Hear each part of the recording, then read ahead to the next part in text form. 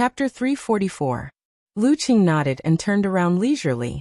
He held Yanjika's hand and continued to follow the waiter. Lu Qing didn't know much about the martial arts circle in Gaofan, so he didn't need to greet them or delay the late dinner. Brother Zhutong, what are you looking at? Beside Zhang Zhutong, a pretty girl with flat bangs asked curiously. She moved her head closer and followed Zhang Zhutong's line of sight. However, all she saw was a couple holding hands and disappearing around the corner. Apart from the girl's beautiful back, there was nothing special about her. No, nothing. Zhang Zhutong withdrew his gaze and gave a negative answer subconsciously. The others didn't care about this little episode. They still surrounded him, chatting and performing. Zhang Zhutong walked a few steps and couldn't help but look back, even though he knew the girl had already left. He's back. It's winter vacation now. But why didn't he come back to Xiaoshan? What is he going to do in Gaofan? Is he just passing by, or is he trying to get involved? Under the warm light, the waiter set the table and filled the cups with tea. He pushed the door open and waited for the dishes to be served. Who are you kidding? How can there be a year-end party this early? Gu Shuang complained. She picked up her phone and dialed a number. You and Zhang Zhutong are quite faded. Yanjika took the opportunity to tease her boyfriend. Lu Qing deliberately sighed and said, "It's a small world." The two started to chat. After a few minutes, Gu Shuang ended the call. She raised her eyebrows and gossiped with great interest. I knew it's a year-end party for the martial arts circle in Gaofan. What kind of party is it? Yanjika asked cooperatively. Gu Shuang laughed. Gaofan is a sister city with the famous European city Brutale, right? The mayor of Brutale is here with people from all walks of life for a business visit, including the martial arts delegation. Accordingly, we have to organize some martial artists to receive them. The Divine Fire Club has a good relationship with the management, so they're in charge of this. What do you mean by our Gaofan city? Shuang, you've just moved to Gaofan a few years ago. Have you forgotten that you're from Xiaoshan? Yanjika laughed and teased her best friend before getting back to the topic. They're gathering people in the circle for this? Yes, this is a good thing. Maybe we can get some cooperation opportunities. Gu Shuang explained casually. She then urged excitedly. Cool. Why don't you ask your Cheng to join in the fun? He can show off in front of the foreigners. It's so. What? I'm not from Gaofan. Lu Qing couldn't help but laugh. He rejected Gu Shuang's suggestion without hesitation. Yanjika pursed her lips and chuckled. I've heard that Brutale is one of the origins of martial arts in Europe. There are many powerful masters everywhere. I'm sure there are many good fighters among the young people there. Don't you want to see the fighting skills of a foreign country? Kind of. But we'll have plenty of chances in the future. There's no need to join in this boring fun. Lu Qing explained his thoughts. The mainstream martial arts system in Europe and America was essentially the same as in China, but the details were different. Both systems focused on body refining and controlling the mind. However, they didn't have force concentration or body refining Big Dan. Instead, they took a different path. When they reached the physical invulnerability stage, they trained the root pulp internally and connected with heaven and earth. What do you mean by, we'll have plenty of chances in the future? Yanjika tilted her head and asked in confusion. Lu Qing grinned. When you study abroad, I'll definitely go there from time to time. Maybe I'll even stay for a while. There'll be plenty of chances to see foreign martial arts. You're thinking so far ahead. Yanjika's eyes lit up. Stop. Can you two stop showing off your love? Gu Shuang, who was ignored, raised her hand and said, Can't we have a nice chat? No. Lu Qing and Yanjika looked at each other and answered in unison. In a hall, Zhang Zhutong was thinking about the startled glance and Lu Cheng's sudden appearance in Gaofan's place. He was absent-minded for a moment until someone waved a hand in front of his eyes and pulled him back to reality. Brother Zhutong, what's wrong? Are you worried about tomorrow? A pretty girl with flat bangs asked with concern. Hearing this question, the other martial artists in the gathering all looked over. Not really worried. I'm more looking forward to it, Zhang Zhutong answered with a smile. This kind of martial arts exchange was different from the normal challenge tournament. They had to consider the issue of face. What the higher-ups meant was that it would not be good to lose too much, but it would not be good to win too much either. The selected martial artists had to be representative and hierarchical to ensure that they only had a slight advantage over the opponent. Yeah, I've only seen foreign martial arts competitions on the internet. I haven't really seen one yet. A martial artist beside them chimed in. Amidst the echoes, the pretty girl with flat bangs reminded him with concern. We don't have to worry about the inhuman mighty ones since the seniors will deal with them. But I heard that there's a talented young man named Oblak in the group. He's only 20 years old, but he's already as strong as a top professional 7th pin, or a weaker professional 6th pin fighter.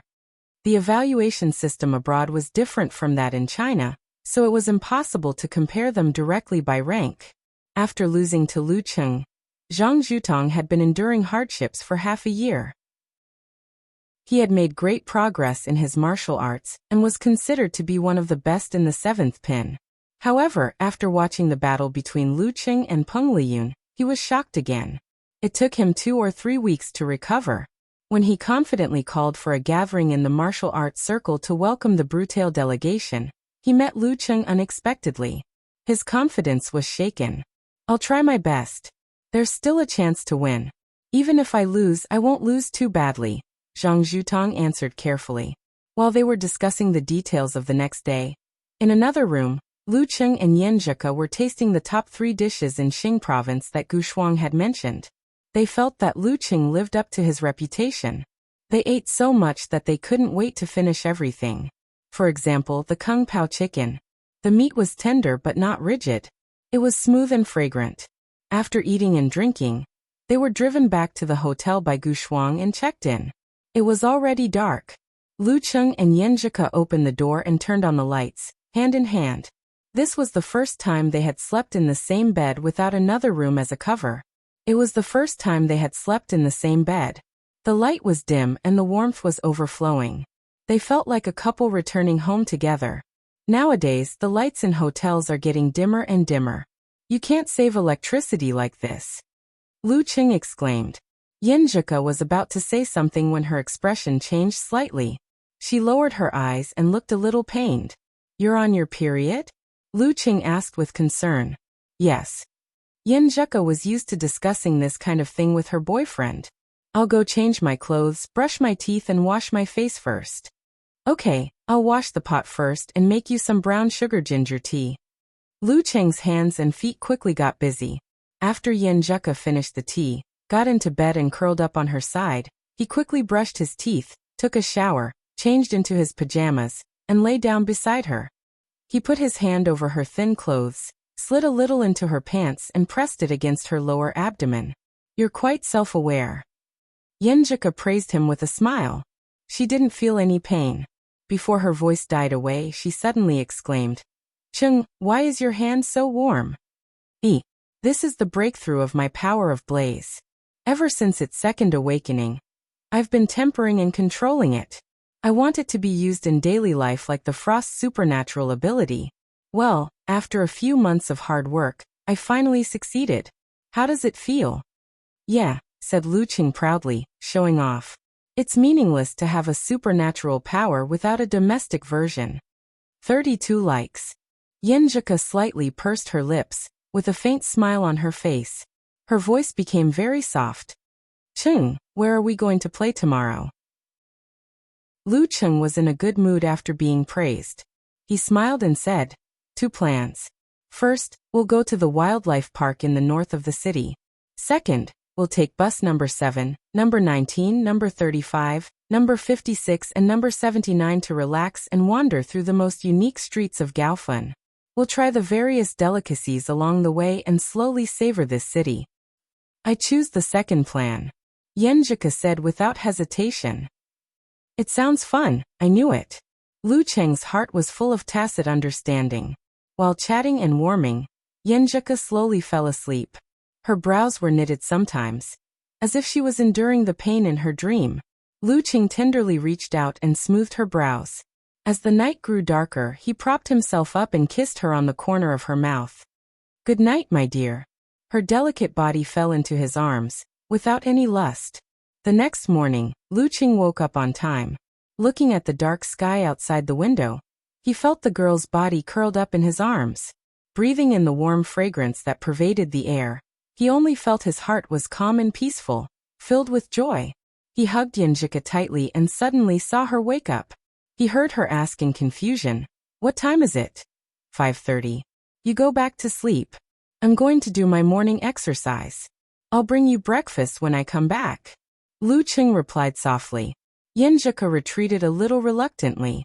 Suddenly, she was stopped by something hard. Her body was slightly stiff. Lu Qing smiled embarrassedly and said, "Some reactions can't be controlled just because you know it. As long as you're healthy, you'll be like this in the morning, not to mention when you have a little fairy sleeping beside you." He repeated what he said the day before. "I feel that you guys are so weird." Yunjika softened her body and muttered. She struggled to get up and said, "I'm going to do my morning exercise too. It doesn't hurt as much." Just as they were kissing and saying good morning to each other, the delegation from the famous European city of Brutale arrived at the airport in Gaofun. Chapter 345.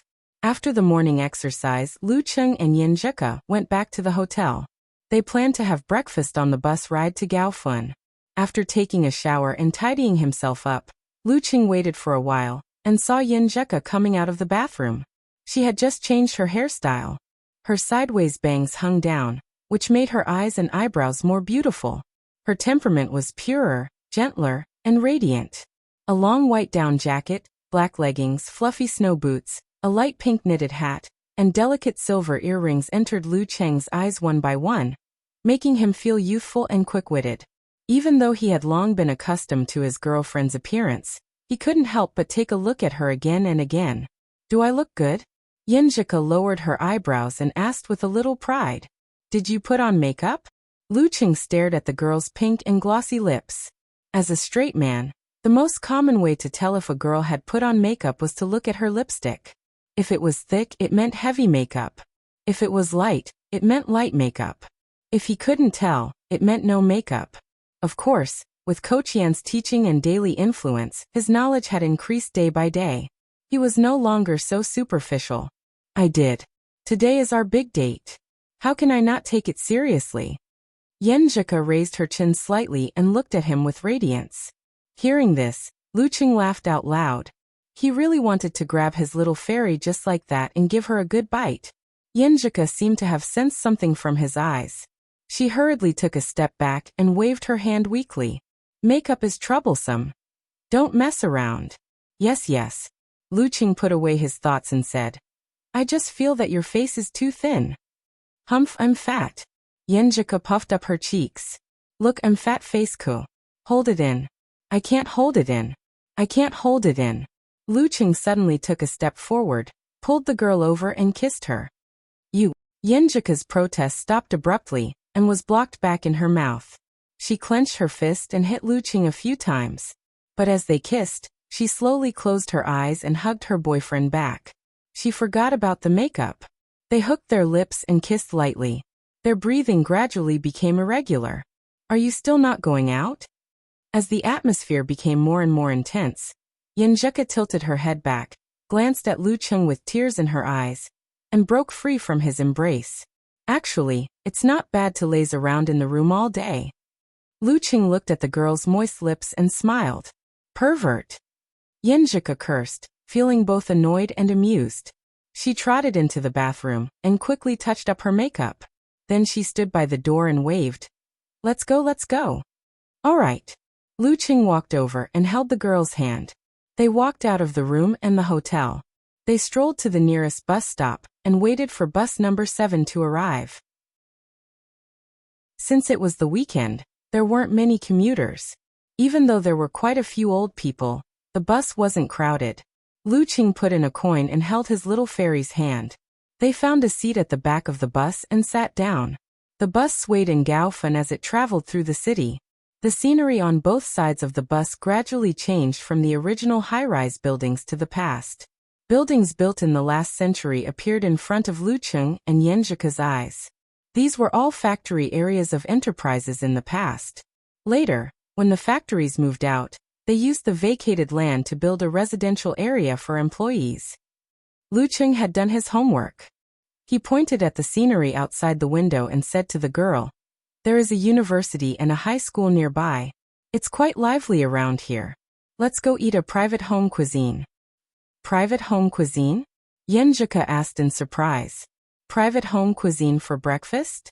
When it came to dates, she wasn't the type to simply enjoy them. After the first few times, when Lu Cheng was making plans, she would help to look over and give her own opinions. She was very involved. However, last night, her stomach really hurt so badly that she didn't have the energy to discuss. "My private home cuisine is in quotation marks. You'll know when we get there," Lu Cheng said with a smile. The number 7 bus stopped at the bus stop. He hurriedly pulled Ku up and said, "We're here. It's time to get off." Yenjika was full of curiosity and expectation. She followed Lu Cheng like a little deer with innocent eyes. They got off the bus with light steps, crossed the crosswalk, and entered an old residential area. In the residential area, Lu Cheng led her around and around, asking passers-by where building number 4 was from time to time.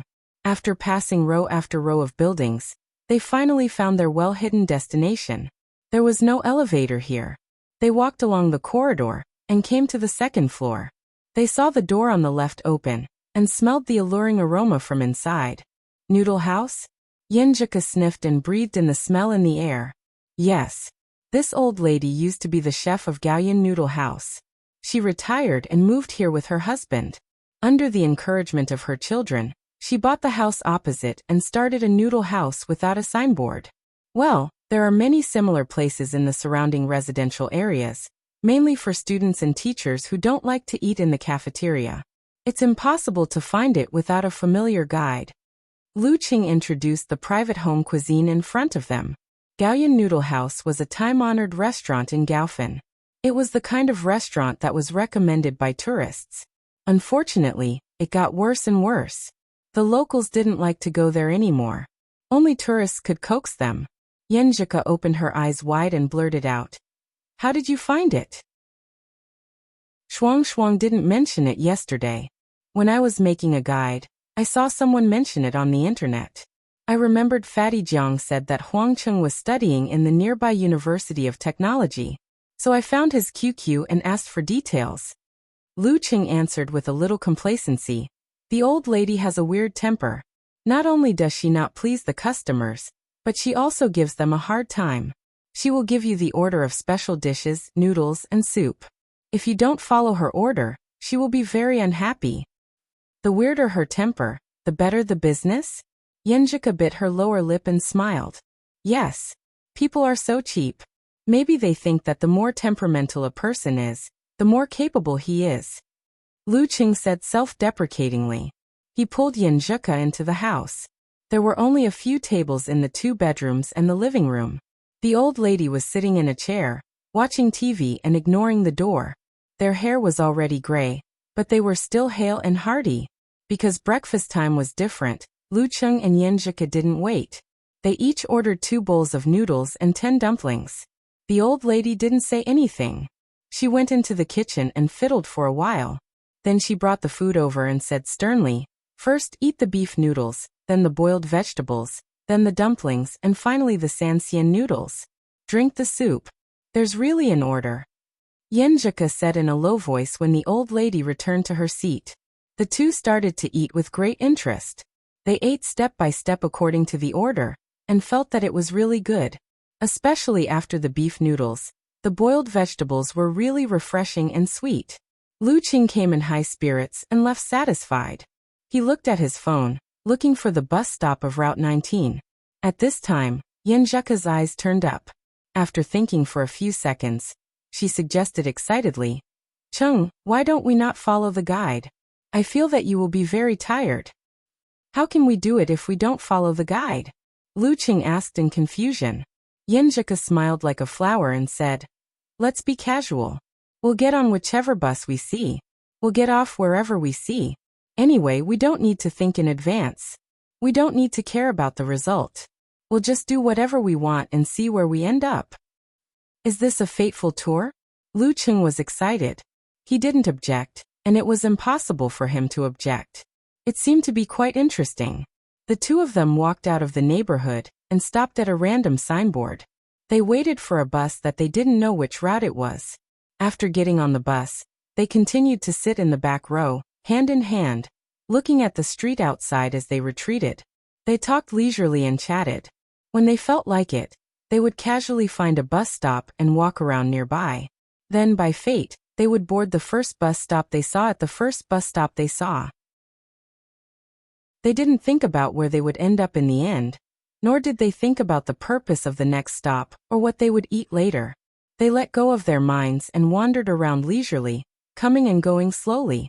From time to time, they would put their heads together and take a selfie.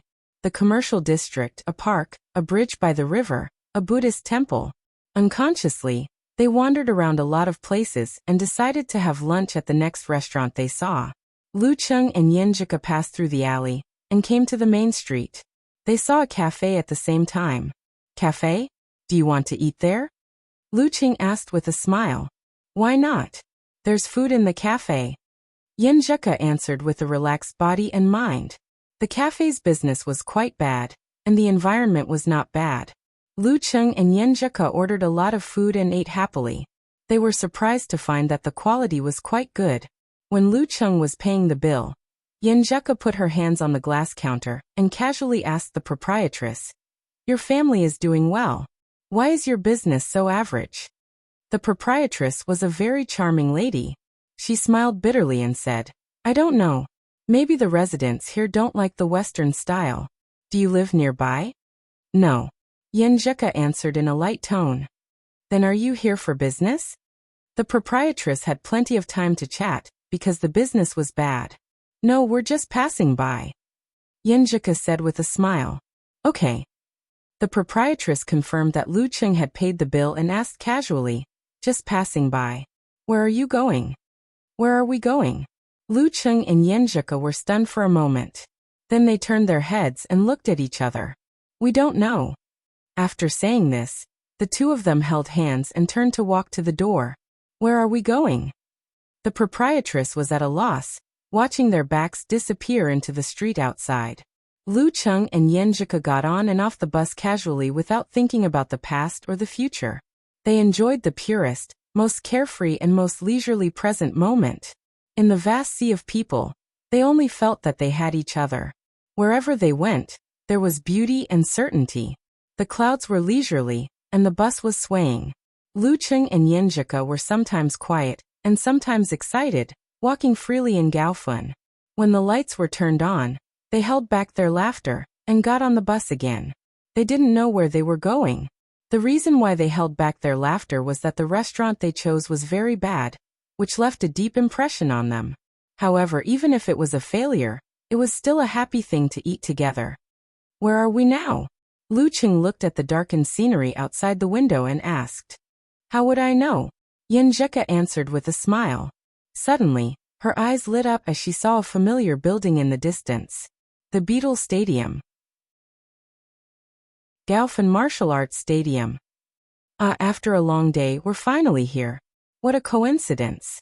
Lu Cheng exclaimed in surprise. "The lights are on inside, so there's probably a competition. Here, he won the first championship in his life." Yes. Yenjika nodded happily. She pulled Lu Cheng to the back door of the bus and waited for the next stop. "Let's go. I'll treat you to the competition," she said cheerfully with a raised voice. In the Gaofun Martial Arts Stadium, the lights were bright and the atmosphere was heavy. Zhang Zhutong looked solemnly at the arrogant Oblak in the arena. His blonde hair fluttered in the wind as he walked up the stone steps. Chapter 346. So annoying. It's not open to the public. Yenjika pouted as she tried to buy a ticket but failed. Lu Cheng glanced at the gate guarded by security guards and encouraged her with a smile. "Do you want me to lead you to do something bad? Find a place to crawl in? What kind of competition is not open to the public?" "No, I'm a law-abiding good kid." Yenjika had come here on a whim. Seeing that she couldn't enter to watch the competition, she gave up the idea. She rolled her eyes and said, "There is a dessert shop here that is very good. Shuang and I have tried it." Their feng shui is very good. Come on, let me take you there. Lu Qing said without thinking. You can't eat cold food during your period, right? I can watch you eat it. Yenjika raised her chin with a smile. And there's cake and stuff. All right then. Lead the way, big sister. Lu Qing had forgotten his original purpose, and said with a smile on his face. Today was a casual day. Follow your heart and follow your fate. Oblak wins. Oblak wins. Oblak wins. Similar words echoed in the stadium again and again, making the selected audience more and more depressed. However, they still had to pluck up their spirits and cheer for their opponent in line with the friendship between the two cities. Zhang Zhutong's body was still trembling, and his face was pale. It seemed that he had not only consumed a lot of energy, but also suffered a certain injury. He broke free from the nightmare of failure and glanced at the rostrum. Governor Luo Zhong, Mayor Chao Jincheng, and the others looked gloomier than the other. Zhang Zhutong's heart sank. He could only hope that the other fighters could defeat their strong opponents and save his face.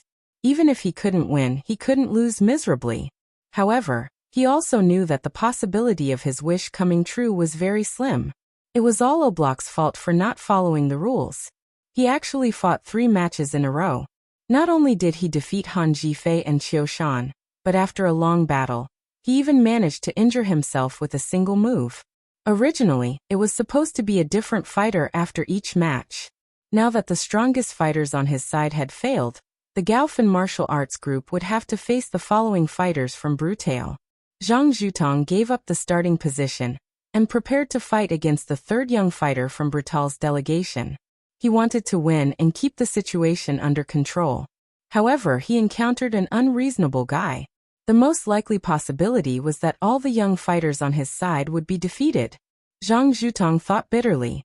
Oblak actually had a freakish physical strength that exceeded his own level of physical strength. Below the inhuman stage, abnormal physical strength is too advantageous. Another martial artist beside him sighed. Hearing this, Zhang Zhutong wanted to respond with a polite smile, but no matter how hard he tried, he could not squeeze out a smile. Is it delicious? Yenjika rested her chin on one hand and looked at Lu Qing with sparkling eyes. Lu Qing unhurriedly scooped a spoonful of Snow White and put it in his mouth. He savored it for a few seconds before saying, "It's delicious. It smells like milk powder when I was a kid. But this one is cold and tastes better. I've appraised it. It's not bad." Yenjika smiled proudly. She poked a piece of cake with her spoon and ate it slowly. Both of them hadn't eaten enough because of the terrible dinner, but now they had a good appetite. Outside the window, the city lights were shining brightly, reflecting their shadows on the glass. The night was getting darker. At the gate of the Beetle Stadium, the security guards made way for them. Governor Luo Zhong, Mayor Chao Jincheng of Gaofun, and others accompanied Mayor Brutale Dawkins and his entourage out. They chatted politely as they waited for the vehicles to approach. At the edge of the delegation, the tall Oblak stretched his arms and legs and looked around casually. His blonde hair shone brilliantly under the light, just like the magnificent view of the sea at sunrise. Coupled with his handsome facial features and aggressive fighting style, he was widely known as the Son of the Sun. "The young martial artists of Gaofan are mediocre," said the black-haired Charles beside Oblak in the Brutale language. Oblak replied with a smile. "I heard that this is only the second-class city in China." He was implying that he agreed with Charles's assessment. "I'm disappointed." The brown-haired Johnny spread his hands. "To be honest, I feel the same way. After 3 rounds, it's still not enough. In Chinese, it's like..." Oblak flexed his arms and said in a foreign language, "Enough. Not. Enough. Not. Enough." The translator beside them listened awkwardly. He didn't know what to say, so he just maintained a professional smile. Not far away, Zhang Zhutong watched them talk arrogantly. Although he didn't understand what they were saying, he could still feel the contempt in their words. His mood became even more gloomy and depressed. He glanced at the governor Luo Zhong and the mayor of Gaofun Chao Jincheng. They were both forcing smiles. "It's getting late. Let's go. There won't be any more buses." Lu Qing pointed at the night sky outside. Yenjika followed his movement and looked around. She nodded lightly and said, Okay. Today's random trip started with the bus. Of course, both of them wanted to end with the bus. After paying the bill with their phones, they pushed the door open and felt the chill of the winter night. Their spirits were instantly refreshed. Walking along the edge of the stadium, they strolled slowly to the bus stop in front of them. They only glanced at the hustle and bustle at the gate. Yenjika was in a good mood. She waved her hands and skipped along. Luqing followed her at a steady pace. What a beautiful day.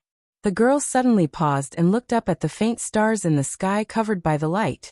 She closed her eyes and praised as if she was sleep-talking. The smile on her face was faint but didn't fade away. I think so too. Luqing held her hand. Yenjika opened her eyes and said as if she hadn't had enough. It would be perfect if there was a firework ending at the end. Don't buy it.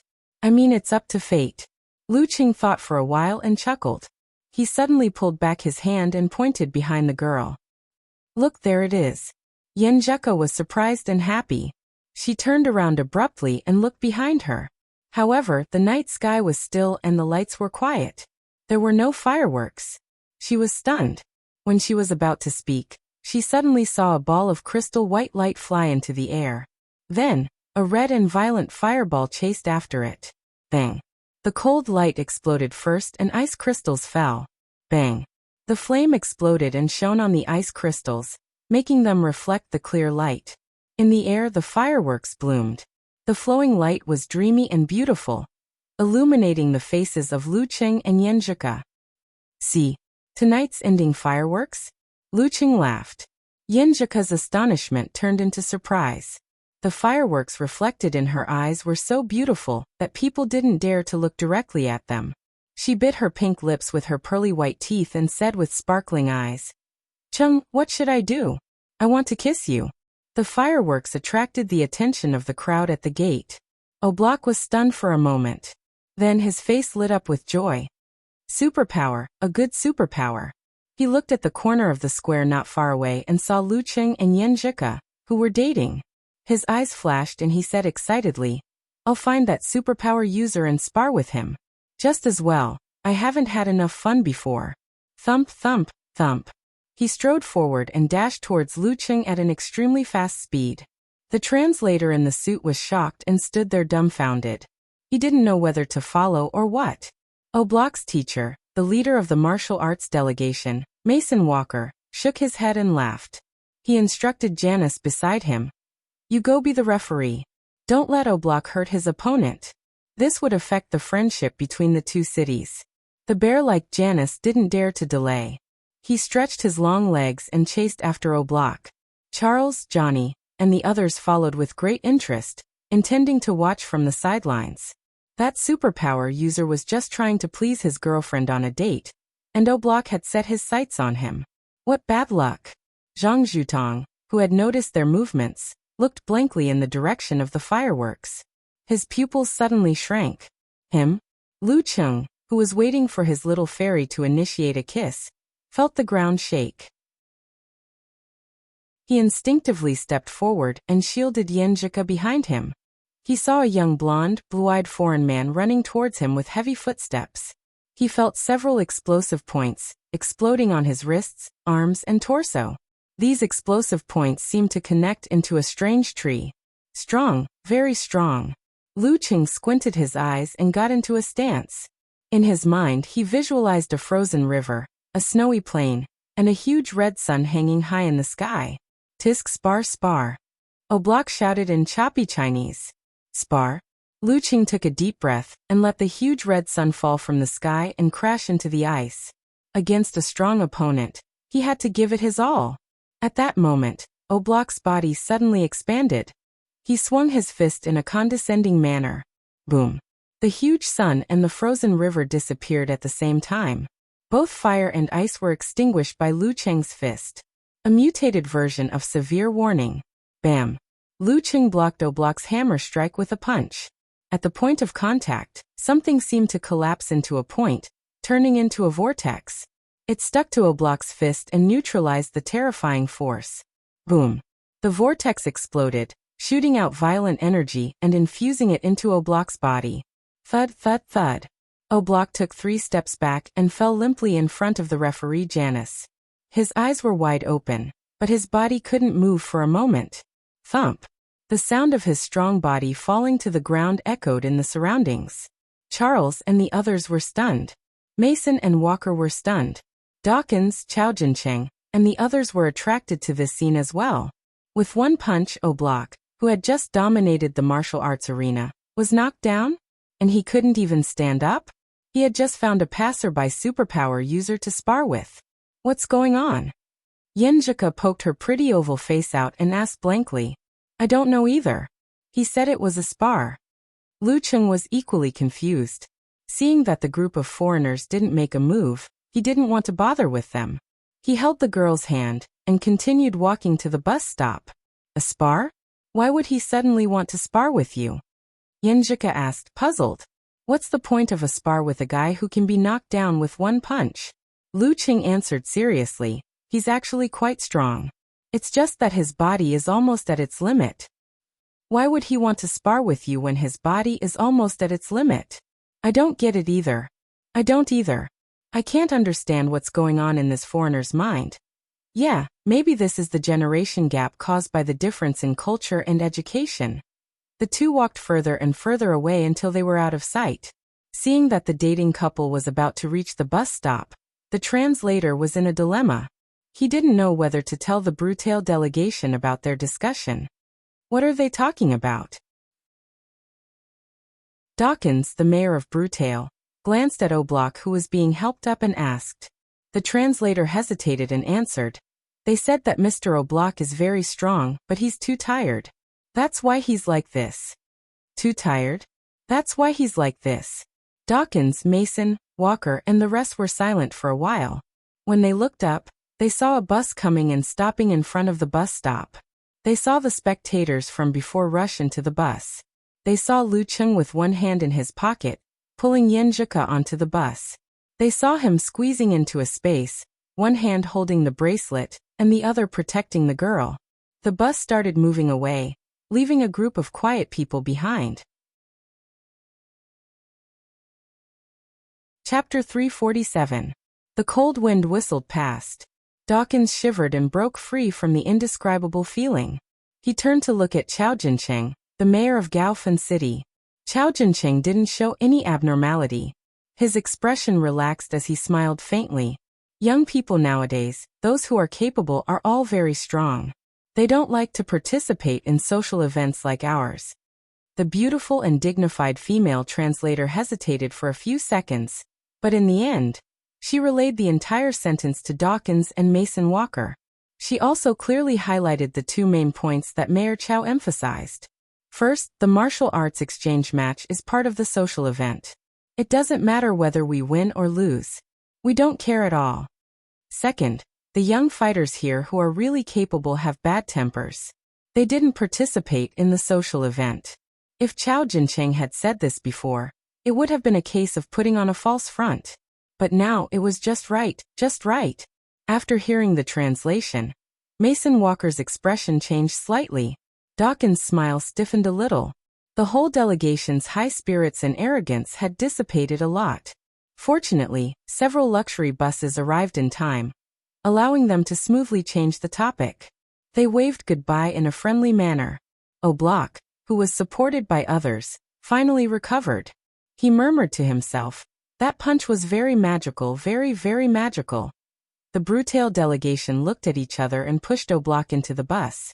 Chao Jincheng didn't show his confusion until the convoy was far away.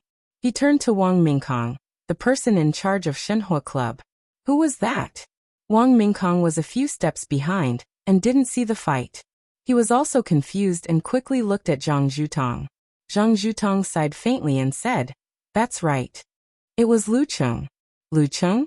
Han Jifei and the others finally understood why that back was so familiar. Lu Cheng. The champion of the provincial youth tournament.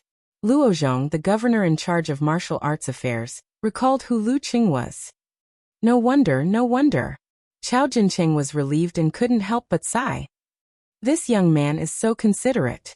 Lu Cheng was from Xioshan, and his household registration had been moved to Songcheng. He didn't work in Gaofun, so he had nothing to do with this city. If he showed up in the exchange match and was found out by the Brutale delegation, it would be very embarrassing. Fraud would affect the business cooperation between the two sides. Now that he had casually passed by and provoked Oblock to take the initiative to attack, the nature of the matter was completely different. This young man really has a sense of pride for his province, Mayor Chow thought to himself. As for the possibility that Lu Qing just happened to pass by, he didn't even consider it. Haha, how is that possible? Inform all the relevant people in charge. If the Brutale delegation asks about what happened just now, tell them that they didn't recognize the young martial artist, Chao Jincheng said to his secretary. Listening to their conversation, Zhang Zhutong looked at Han Zhifei and the others with a complicated expression. From their eyes he could see that they were sighing. At this moment, the words Lu Cheng had said to him in the semi-finals suddenly flashed through his mind. I don't need others to judge my qualifications. 1 year later, 2 years later, 3 years later, I hope you'll still have the courage and confidence to say what you just said. His words were still ringing in his ears. Only half a year. Lu Cheng and Yan Zhika got off the bus at the opposite side of Mingqi International Hotel. Swinging their intertwined hands, Lu Cheng and Yan Zhika slowly walked through the pedestrian walkway into the hotel lobby, ending this casual date and the dreamy journey of the day. While Lu Cheng was taking a shower, Yan Zhika had changed into a cute set of pajamas. Bunny ears dangled on her chest, swaying back and forth. She sat on the bed barefooted, picked up the vibrating phone, and chose to answer. Hello Shuang Shuang Shuang. Why are you so late? Cuckoo, your Cheng is not honest. Gu Shuang said directly.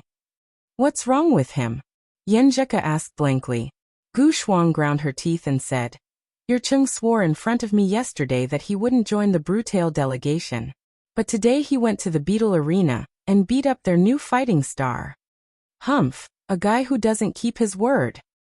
Ah, that's the Brutale delegation. No wonder there's a strong foreigner. Yan Zhika came to her senses and explained with a smile. He didn't mean it. We were on a casual trip today. We got on whichever bus we saw and got off wherever we wanted. Finally, we came to the Beetle Arena. And it was that foreign fighter who took the initiative to challenge Cheng. Yo, you two are quite romantic. Gu Shuang said, half sighing and half joking. Then she said, what a coincidence. The fighter your Cheng knocked down with one punch is called Oblock. He just defeated Zhang Zhutong, Han Zhifei and Qiu Shan in the Beetle Arena, making those uncles, aunts and grandparents lose face. I see. Cheng is saying that the foreign fighter's physical condition is close to the limit. Yan Zhika confirmed the details. But this guy is famous for his abnormal physical strength. I think he's close to the inhuman stage, just like your Cheng. Gu Shuang revealed more information and said with a grin, bring your Cheng to the party and make me proud. I have to let those guys know that I know such a powerful genius warrior. Go find one yourself. Yan Zhika scolded her with a smile. Gu Shuang chuckled and said, well, I have a new target today. I'm going to flirt with him. Can't you just be in a good relationship? What's the point of changing boyfriends? Yan Zhika couldn't help but say, if you meet someone with an extreme personality, you'll probably get into trouble. I'm not dating anyone. We broke up because we don't have feelings for each other anymore. Gu Shuang explained. Okay, I'll stop talking about you. Yan Zhika typed rationally. We'll talk about other things on QQ. Okay. Gu Shuang hung up the phone. Yan Zhika held the phone and shouted subconsciously, Cheng, I have something to tell you. After shouting, she remembered that Cheng was taking a shower. The sound of water is so loud that he probably can't hear it. As the thought flashed through her mind, Yan Zhika noticed that the sound of water had stopped. The door of the bathroom was pulled open and Cheng stuck his upper body out. What's up? Seeing his bare chest, rolling water droplets and wet hair, Yan Zhika quickly closed her eyes and said coquettishly, can't you put on some clothes before asking? As she spoke, she squinted her left eye and glanced at him. She chuckled and said, nice body. Feel free to touch me. Cheng responded shamelessly. Humph. Yan Zhika turned her head and said, Shuang Shuang said that the foreigner you knocked down is the genius fighter from the Brutail delegation, Oblak. While speaking, she turned her head back and opened her eyes completely. She sized up the bathroom door openly. From the Brutail delegation, no wonder. Cheng Cheng said in realization. Then he laughed and shook his head. It's a pity that we didn't have a proper match. I feel like I've swallowed too much. Brutail was a branch of the Mission sect, one of the main martial arts schools in Europe and America. They used faith to enhance one's willpower, control one's spirit, and control one's body. However, they did not practice force concentration or body refining Big Dan. Instead, they believed that there were 10 elements in the human body, corresponding to different symbols. When all of them were condensed, a tree of life could grow and reach the final crown. These 10 primordial essences were located in different parts of the body. Every time 3 of them were truly stimulated, different characteristics would be obtained.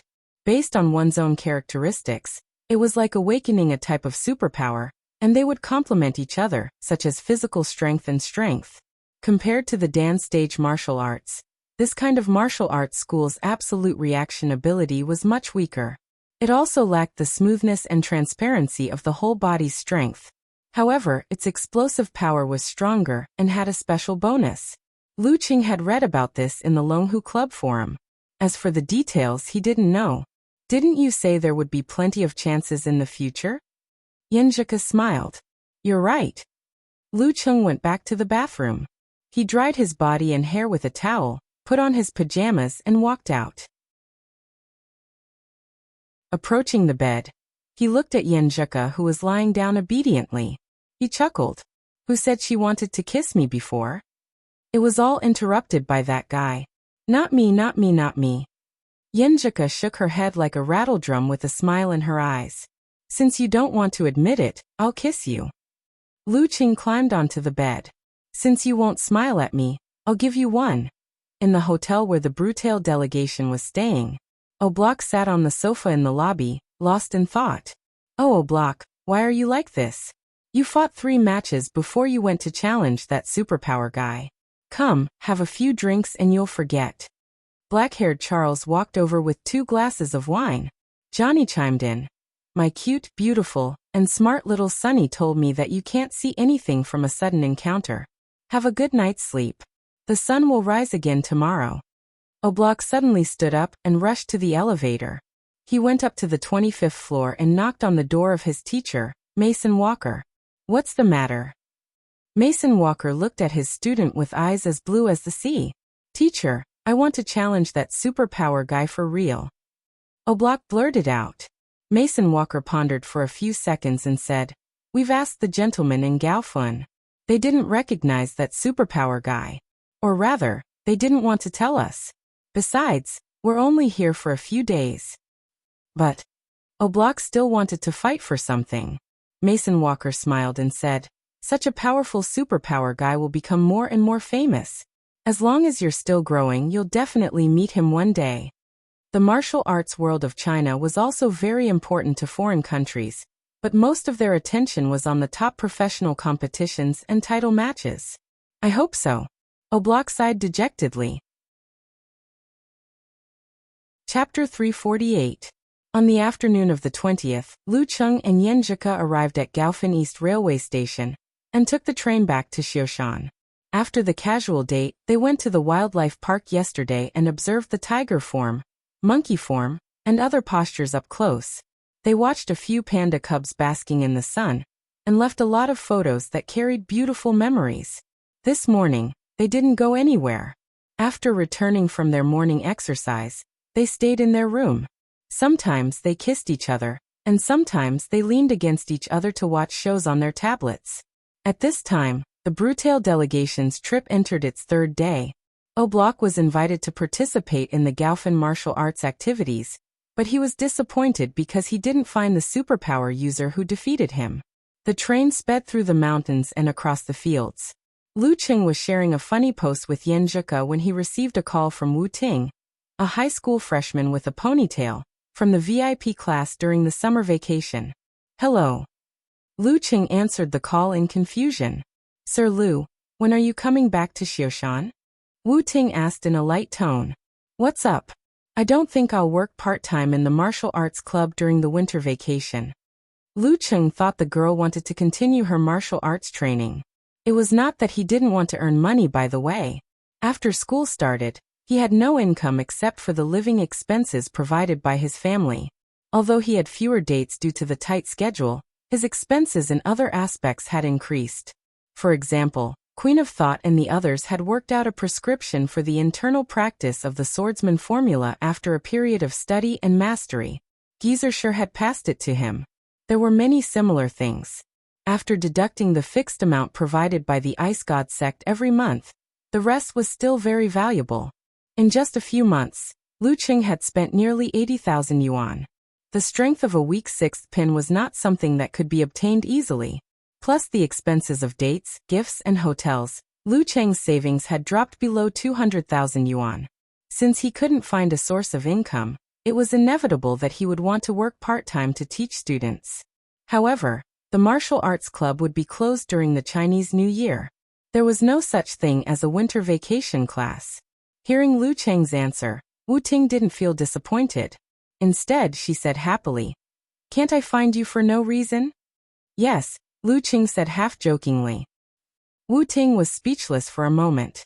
After a dozen seconds of silence, she smiled bitterly. "I just realized that Sir Lu has a sharp tongue. It's not me who wants to find you. It's my dad who wants to find you. Why is your dad looking for me?" Lucheng was even more confused. Wu Ting giggled and said, "My father owns a martial arts supplies company.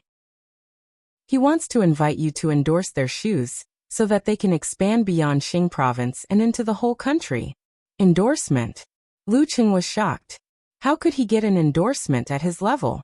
Wasn't it said that only mighty ones with physical invulnerability were qualified to have a share of this cake? Yin Zhika was attracted by their conversation. She turned her head and blinked her eyes in confusion. "My dad said that, Sir Lu, you have a bright future ahead of you." "Yes, it's measured, not bright. You will definitely reach the peak of martial arts in the future," Wu Ting explained excitedly. "Our Sir Lu is amazing." Lucheng replied conscientiously. "That's a matter for the future. No one dares to guarantee anything. If your father asks me to endorse him now, he will most likely suffer a loss. No, Sir Lu, you have a lot of attention now. We all watched the battle between you and Peng Liyun. My dad said that as a heavenly son of the era and a native of Xing province, you can definitely help him open up more markets in the province. And even open up channels outside the province." Wu Ting repeated. "Anyway, you don't need to do anything. You don't need to shoot commercials. You just need to wear the martial arts shoes that we specially made for you every time in the challenge tournament." Then it broke into pieces. Lucheng said with cold humor. Wu Ting was speechless again. After hearing what the people around her said, she giggled and said, "What are you afraid of? Which martial arts shoes are not like this? As long as our design is cool enough, as long as you wear it well enough, as long as it can last a few rounds, there will be plenty of fashionistas like us who will buy it." She made fun of herself without any hesitation. "This is too sudden. I'm a little confused. I'll think about it and give you a reply." Lucheng did not agree impulsively. Wu Ting smiled and said, "What my dad means is that after you return to Xioshan, you can come to the company and talk to him face to face. If you agree, he will directly test the data and make the most suitable martial arts shoes for you." "Okay, I'll be back in Xioshan in the afternoon. When will your dad be in the company these days?" Lucheng decided to listen to the specific terms. "Well, my dad will be on a business trip tomorrow and the day after tomorrow. He's in the company today. How about you go to see him before 6 p.m.? Wu Ting asked tentatively. "Okay, send me the address. I'll let you know when I go out," Lucheng said after thinking about it. Wu Ting smiled and said, "Yes, Sir Lu." After hanging up the phone, Lucheng looked at Yin Zhika, who was beside him. He didn't need to repeat himself. The girl already knew what was going on. She pursed her lips and said with a smile, "You already have an endorsement contract. My Cheng is so awesome. I don't know the specific conditions, but I guess the price won't be too high." Lucheng was happy, but he still kept his mind. With his current strength and level, It was true that he could not get a good price. But for him, who had an unstable income every year, it was a good supplement. Yenjika rolled her eyes and said with concern, "Even if it's a good deal, don't rush to sign the contract. Take it back and let the lawyer have a look first in case there's a trap. Well, not many people dare to cheat you, but some people are rascals. They're just a pile of sh*t. Even if they can't cheat you, they can still disgust you." "Yes, Coach Yan," Lu Qing answered happily. Yenjika pursed her lips and smiled. She suddenly sighed and said, "I can't buy you martial arts shoes in the future. No, I'll only wear them in the competition. For training, the Love brand is still the best. I've only worn the first pair of martial arts shoes you gave me a few times. It's still brand new." Lu Qing took the opportunity to show off. Yenjika smiled and looked out of the window slightly proudly. It took only a little more than an hour to go from Gaofan to Xiushan by train. They soon saw the familiar scenery. The girl also received a call from Empress Dowager. They deliberately chose this train to arrive at the same time as the arrival time of one of the high-speed trains from Songqing to Xiushan. "Okay, we'll be there soon." Yenjika hung up the phone and watched Lu Qing unload the luggage. Her eyes became gentle, and she reached out to help him tidy up his clothes. After returning to Xiushan, they would be busy with the new year. Except for morning exercises, they would have less time to see each other. After getting off the train, they reluctantly parted at the arrival hall. Lu Qing carried the luggage and went out of the station. He replied to the girl's message, and then called his mother. "Mom, I'm here." Qifeng's background was very noisy. She said in a loud voice, "Your dad and I are in the renovation business. We don't have time to buy groceries. You can go to the market by yourself and buy whatever you want. I'll cook for you when I come back." Alas, the new year is coming and the renovation workers are all thinking about home. You have to keep an eye on them and try to get the water and electricity ready before the new year. "My dear mother, I've just come back and I'm already being ordered around." Lu Qing laughed and shook his head, agreeing. After a long time of careful selection, Qifeng finally chose a house of 130 square meters. It had 3 bedrooms, 2 living rooms, and 2 bathrooms. It also came with a free entrance and a balcony. The total cost was more than 550,000 yuan after taxes and fees. Because it was the full payment, except for the 400,000 yuan Lu Qing gave, the family was basically emptied. After 2 months, they finally had enough money to do the water and electricity. Qifeng, who had been bullied by borrowing money, didn't want to try again if it wasn't necessary. Lu Qing got on the bus and staggered back to the neighborhood. Along the way, the uncles and aunties he met all greeted him warmly, saying things like, "Oh, Qing has made a name for himself." They praised him for remembering his parents' kindness and forking out money to buy a house for his family. Looking at the envious and sighing neighbors, Lu Qing only had one thought in his mind. That was, how long has my mom been bragging about her son buying a house? How widely has she spread the news? When he approached the doorway, he met another acquaintance, Wang Su's father. "Hello, Uncle Wang." Lu Qing greeted him politely. Wang Su's father's body was a little hunched, and his hair was very white. He looked like he was in his 60s or 70s. He looked at Lu Qing and laughed. "Qing, you're on vacation? You've done well. Your parents are enjoying life." "Uncle Wang, don't say that. It's good enough to believe half of my mom's words." Lu Qing scolded his mother. "It's good enough to believe half of it." Wang Su's father sighed with emotion. He walked out of the unit and turned to the group of old men playing chess. Looking back, Lu Qing watched his father's back disappear into the distance. He sighed with mixed feelings in his heart. When people take the wrong path, they're not the only ones who get hurt. Now that the limelight is completely over, I'll ask Uncle Xing to introduce me to visit Wang Su in prison. After calming himself down, he returned home, put down his backpack, picked up the basket, and went to the market. The last time he went there alone was when he was in the 5th grade of primary school. He didn't go there to buy groceries, but to find his mother.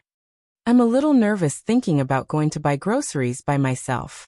Lu Qing sent a message to Yenjika with a smile. Yenjika sent an emoji with half of her mouth covered and whispered, "I haven't been to the market before." "Then I'm better than you." Lu Qing sent an emoji with arms akimbo. Humph. Do you know how to bargain? Yenjika asked angrily. Nope. Do you know how to distinguish the quality of the meat? You should be able to tell a little. Can you tell if the food is watered? Nope. Can you pick out the good quality of the food? Nope. Luqing felt very guilty. He found that the identity of youth tournament champion was completely useless in the market. Can you tell if it's wild or domesticated? Yenjika asked persistently. Luqing replied with a text emoji, annoyed and amused at the same time. Classmate, you've killed the conversation. Ha ha ha. Yenjika sent an emoji of laughing. Hurry up and buy groceries. I'm waiting for your battle report. After entering the market, Luqing walked nimbly around the stands and randomly chose a pork stall. He asked the fierce-looking stall owner, "How much is this pork rib?" "Well, I want to eat winter melon and pork rib soup tonight." After a fruitless bargaining, he looked at the stall owner who was chopping the pork rib and asked, "Can I pay with my mobile phone?" "Yes, scan my QR code." The stall owner pointed at something on the side. "It's so convenient to pay with mobile phone. I don't have to bring cash or change." Luqing scanned the QR code. When the phone recognized the QR code, he suddenly found that the stall owner's name was Past Events and Dreams with the Wind. So artistic. He looked up at the fierce-looking stall owner in astonishment. Looking at the shiny oil on his hand, he couldn't believe that such an artistic name belonged to him. Okay. Luqing paid the bill mechanically. The stall owner packed the pork rib and wiped his hands. He took a look at his phone and said, "Yes, received." It's really him. Luqing's mouth twitched. He put the pork rib into the basket and went to another stall. After that, he met the fishmonger named Love You Forever and the vegetable seller named Abandoned Master. He refreshed his worldview and shared these things with Yenjika as jokes. At 3:30 p.m., he went out again after buying groceries and called a taxi according to the address given by Wu Ting. Chapter 349. Pingle District, Ingjin Building. When Luqing entered the lobby of the newly built office building, he enjoyed the attention of the security guards because he still looked like a student. However, he didn't care about it. Instead, he looked around with interest and observed the people in the office. He found that most of them were not wearing suits or high-heeled dresses. Most of them were wearing down jackets and overcoats. It was not time to get off work yet. When he entered the elevator, it was not crowded. On the left, there were two men talking about business. On the right, there was a girl with straight hair carrying cups of milk tea and cakes. The smell of perfume made him pinch his nose. If I didn't get the Jindan and didn't walk on the path of martial arts, maybe this would be my daily environment. Luqing sighed secretly. When he walked out of the elevator on the 10th floor, he saw the sign on the opposite wall. Zhaoji Martial Arts Equipment Company Limited. It's here. He turned left and came to the door. He saw a girl with long hair playing with her phone in boredom. Hello. He tried to call her. The girl at the front desk looked up and put down her phone quietly. She blurted out, "Who are you looking for?" As a receptionist of a company, she had a beautiful appearance and a sweet smile. However, her eyes were dull. "I'm looking for Boss Wu," Luqing answered with a smile. "Boss Wu? Which Boss Wu?" The girl at the front desk came back to her senses and showed a puzzled expression. "Boss Wu Wuqingui," Luqing said calmly. The girl at the front desk looked at him suspiciously and said, "Do you have an appointment?" The boy on the opposite side was pleasing to the eye. However, he looked younger than her and seemed to be a student. Why did he come to the company? To apply for an internship? But he didn't have to look for Boss Wu directly. Yes. Luqing nodded with a smile. Then let me ask. The girl at the front desk picked up the phone and dialed a number with uncertainty. "Hello, Boss Wu. A guest is looking for you." Yes, he's very young." Okay. She looked at Luqing in surprise while talking on the phone. He really did have an appointment with Boss Wu. She put down the phone and said with a sweet smile, "Boss Wu asked you to wait for a while." Boss Wu didn't say why, so I don't know. Sure. Luqing put his hands in his pockets and looked around leisurely, admiring the layout of Zhaoji Company. At this moment, he heard a rush of footsteps coming from afar. He subconsciously turned his head and saw a thin but capable middle-aged man rushing over. Wu CEO Wu. The girl at the front desk stood up straight and shouted timidly. CEO Wu actually came out to greet him personally. Who was this guy? Wu Qinggui was wearing a suit and tie. He had a square face, thick eyebrows and big eyes. He walked up to Lu Cheng with a smile, extended his arms, and warmly shook hands with him. Aya, you should have called me first when you arrived. Come. Come to my office. Chief Wu, you're too polite. It's not like I don't know how to find my own way. Lu Cheng said calmly as he followed Wu Qinggui into the building. They passed through many offices and arrived at the innermost office, leaving the receptionist standing there in a daze for a long time. That's the general situation. Tingting should have told you everything, right? In the office at the reception sofa, Wu Qinggui repeated the endorsement. Then he picked up the teacup and took a sip to moisten his throat. Lu Cheng smiled and said, Wu Ting did tell me, and I more or less understand what's going on. I just want to know the specific terms and conditions. Wu Qinggui asked his secretary to bring a sample contract and handed it to Lu Cheng. The main part is 1 million for 3 years. You just need to wear the martial arts shoes provided by us when you participate in the competition. There are some additional terms and conditions, all of which are free money for you. Take a look first. Okay. Lu Cheng flipped through the contract without batting an eyelid. 1 million for 3 years. It's much better than what I expected. I'm too embarrassed to talk about the price. In his opinion, it would be good enough for him to earn a few $100,000 a year endorsement fee. After all, most of the dance stage fighters didn't even have a chance. Plus, he didn't need to attend any events or shoot any commercials. He could earn money in passing. Lu Cheng was dizzy from the professional terms and conditions as he flipped through the pages. It took him a lot of effort to understand. The additional terms mentioned by Wu Qinggui were indeed good stuff. The general idea was that he would get extra money according to the level of the competition he participated in. For example, in the university martial arts competition, the group matches were definitely not as popular as the quarterfinals, semifinals, and finals. Every step he took forward, the stage where he showed off his martial arts shoes would be fundamentally different. Therefore, the endorsement contract had different levels of rewards. According to the additional terms, the contract could be increased to more than 10 million for 3 years. However, Lu Cheng felt that it was impossible to achieve because the biggest reward was to enter the top 32 of the 5 title matches. How could it be possible? Which one of the top 32 of the 5 title matches wasn't a physical invulnerability expert? According to his strength and current estimation of the speed of improvement, there was still a good chance that this contract could be increased to 1.5 million for 3 years. Lu Cheng put down the paper in his hand and pondered. Boss Wu, can I take the contract back and take a look at it? I'll give you an answer in 2 days. That's right. I'm tempted. I'll go back and find a lawyer to study it. It's definitely the right choice to ask senior sister for advice. No problem. You can write down my email address and send it to me directly if you have any comments on the contract. Wu Qinggui agreed without hesitation. He picked up a pen and paper and wrote down an email address. After the discussion, he stood up and said with a smile, "Let me show you around my company. This is the core of my business recently. I'll help you measure the accurate data later, so that it'll be convenient for you to customize martial arts shoes suitable for your strength." Okay. Lu Cheng didn't refuse. Under Wu Qinggui's guidance, he visited the design department and other places. Finally, he entered an office with a sci-fi design. This can be used to measure your strength. With this, it'll be easier for you to do the following things.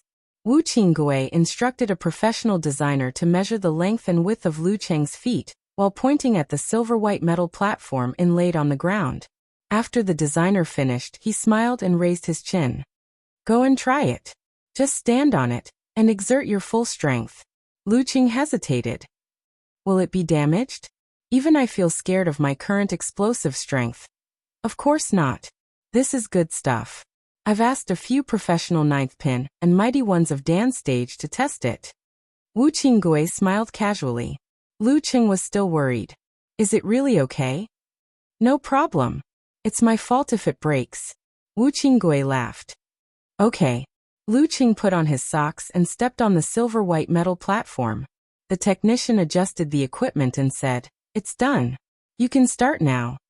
Under Wu Qinggui's expectant gaze, Lu Qing took a deep breath to balance his qi, blood, spirit and force. Then he spurted out his Dan force and pushed it against his feet. Clang! At the entrance of Zhaoji Company, the girl at the front desk felt dizzy and found that her feet were shaking.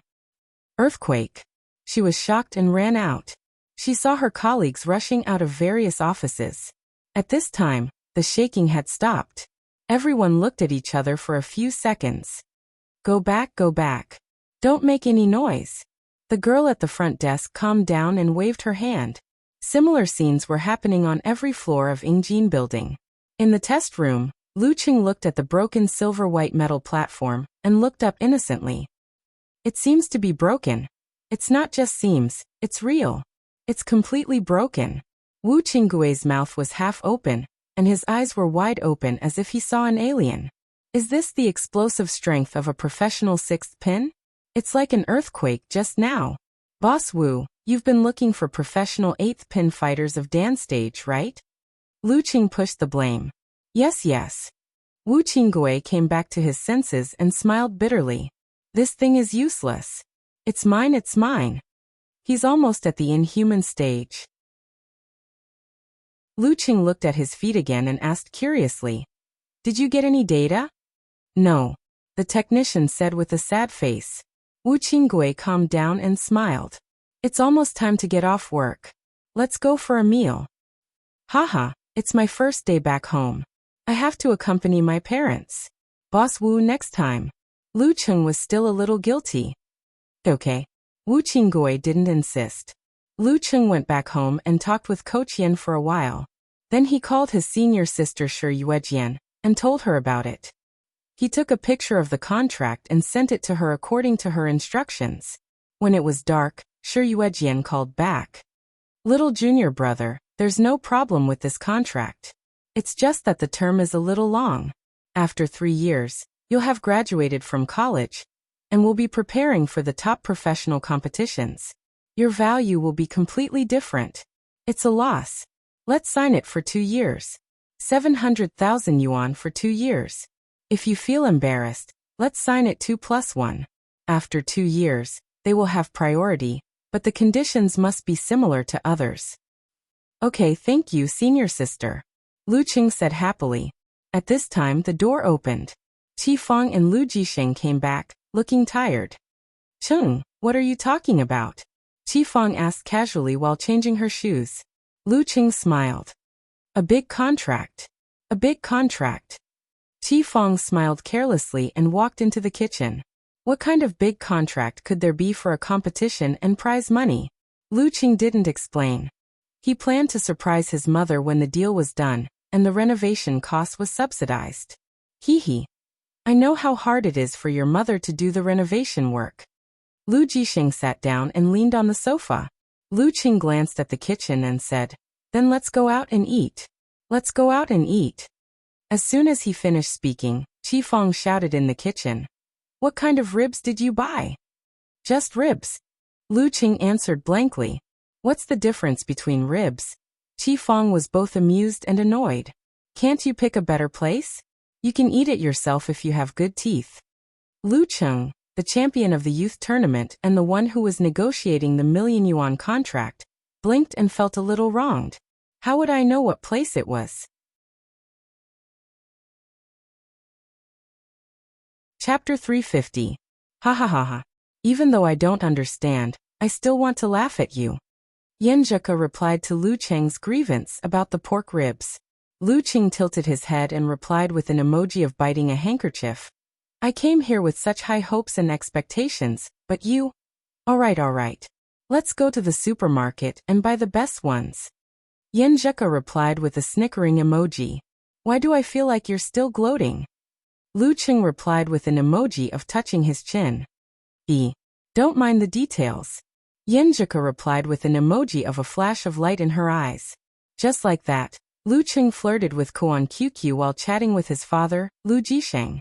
He also helped his mother, Qifang, while waiting for dinner to come. When it was almost 7 o'clock, Lu Qing picked up a piece of pork rib, dipped it in sauce, and chewed it off with his excellent teeth. What a delicious pork rib. Why did Mom dislike it? Lu Jisheng thought of something. He put down his chopsticks and took a sip of wine. Chung, you may have to go back to your hometown to worship your ancestors in a few days. Go back to your hometown to worship your ancestors. Lu Qing was confused. What did he mean by going back to his hometown? Weren't Grandpa's parents buried in the Zhaoyushan cemetery in the north of the city? Didn't he sweep the graves during the summer vacation? Lu Jisheng looked at his son's expression and chuckled. Go back to your hometown to worship your ancestors? Ah, you haven't been there before. It's in Qingfu, Lining City, Qingfu County. Lu Qing suddenly understood. Oh, Grandpa's hometown. He didn't think of it as his hometown at all. He was born in Xioshan and grew up in Xioshan. He spent his first 18 years in Xioshan. Xioshan was his real and spiritual hometown. The Lu family was not native to Xioshan. Lu Debong was born in Qingfu County, Lining City, next door. When he was 20 years old, he came to the factory in Xioshan City to recruit workers. From then on, he settled down and started a family. Later, he even brought his parents here. By the time Lu Qing was born, his great-grandparents had passed away and were buried in the local area. He rarely visited his relatives and neighbors in Qingfu. Lu Debong had gone back to Qingfu twice in the years before and after his retirement. Later, when he got older, he didn't want to travel anymore. That's right. Your grandfather has been dreaming about his childhood a few times recently. He feels like his ancestors are reminding him that it's time to pay his respects. Haha, homesickness. Besides, you're successful now. He definitely wants to pay his respects. Lu Jisheng shook his chopsticks. If I don't settle down in Xioshan in the future, will I often remember and dream of this place when I'm old? Lu Qing was touched by her words and asked himself this question. He felt that the answer was yes, unless he could cut off his entire childhood and most of his teenage years. He could forget those difficult but definitely beautiful times. But now, even if he went out to study for half a year, he would often miss home in Xioshan. Well, I really don't have any impression of Qingfu. I'll just take it as a 2-day trip with my grandparents. Lu Qing shook his head and smiled. He was completely in the dark about his relatives and the situation over there. Qifang ate a piece of winter melon and sneered. Your dad doesn't have any impression of it either. He only went back 4 or 5 times. The last time he went back was not long after we got married. Yeah, I only remember there was a river and a grave mountain. When I gave birth to you, I said I would take you back. But I forgot when I was busy. Lu Jisheng chuckled. I heard that they are talking about revising the genealogy. Every family has to pay a lot of money. If they don't pay, they won't let them enter the genealogy. Haha, what kind of society are we living in now? What does it matter if we don't enter the genealogy? He just wants to cheat money. Qifang rambled on. Well, the old people really like that. Lu Jisheng didn't care much. So many years had passed since he didn't have a genealogy. Lu Qing listened to them like he was listening to gossip. He planned to search for food or specialties in Qingfu and bring some for his little fairy. If he couldn't, he would try it and take her for a trip. Thinking of this, he was curious about his grandfather's hometown. Lu Qing ate a mouthful of rice and wondered. Is the whole family going? There are so many people. It will be troublesome to buy tickets. It should be the whole family. Just rent a few cars and the driver's food and accommodation. Lu Jisheng said slowly. It was obvious that the Lu family had discussed it several times. Okay then. Lu Qing was relieved and didn't worry about it anymore. At that time, he would just be an accompanying member of the younger generation. He just needed to eat and drink and worship the ancestors. There was no need to worry. After talking about the ancestral worship for a while, Lu Jisheng's phone vibrated several times. He picked it up and said to Qifang with a smile. Old Zhao asked us to have tea and play cards this weekend. Okay. Qifang agreed readily. She looked up at Lu Qing and said, Your Uncle Zhao has been saying that the two families should get together. Since you are on holiday, why don't you come with us this weekend? Uncle Zhao? Lu Cheng was a little confused. Who is this? Why can't I remember him? Lu Jisheng took a sip of wine and said with a smile. Haven't you met him? Zhao Zijuan, your dad's childhood friend. His daughter and your brother went on a blind date. Hey, the blind date didn't work out, but we are friends again. Oh him. Lu Cheng thought of the scene when he met Mr. and Mrs. Zhao at Director Xing's house. He didn't know what to say, so he just smiled and said, It depends. Maybe something will happen. After all, I am the coach of the Xiushan preliminaries team. It's winter vacation. What are you busy with? Qifeng nagged. By the way, Fatty Guo also wants to invite us as guests. Humph, why didn't I see him so enthusiastic before? He changed his attitude after seeing you win the youth tournament. Guomin, Lu Jisheng's big boss. That's not it. Lu Cheng criticized his mother's judgment. Guomin should have started to change after he recognized him. Hey, Cheng, Fatty Guo always said something about you protecting him. What's the situation? Lu Jisheng frowned and asked. Back then, there was a fugitive who fled to Xiushan. Because of my master, I was more familiar with the police, so I was asked to help out. I stayed overnight at the Guo family's house. Lu Cheng gave a brief explanation. As expected, Lu Jisheng and Qifeng didn't think there was anything wrong with it. They both thought that Fatty Guo was really afraid of death, and that their son's social circle was getting wider and wider. After dinner, Lu Cheng shared all these things with Yanjika.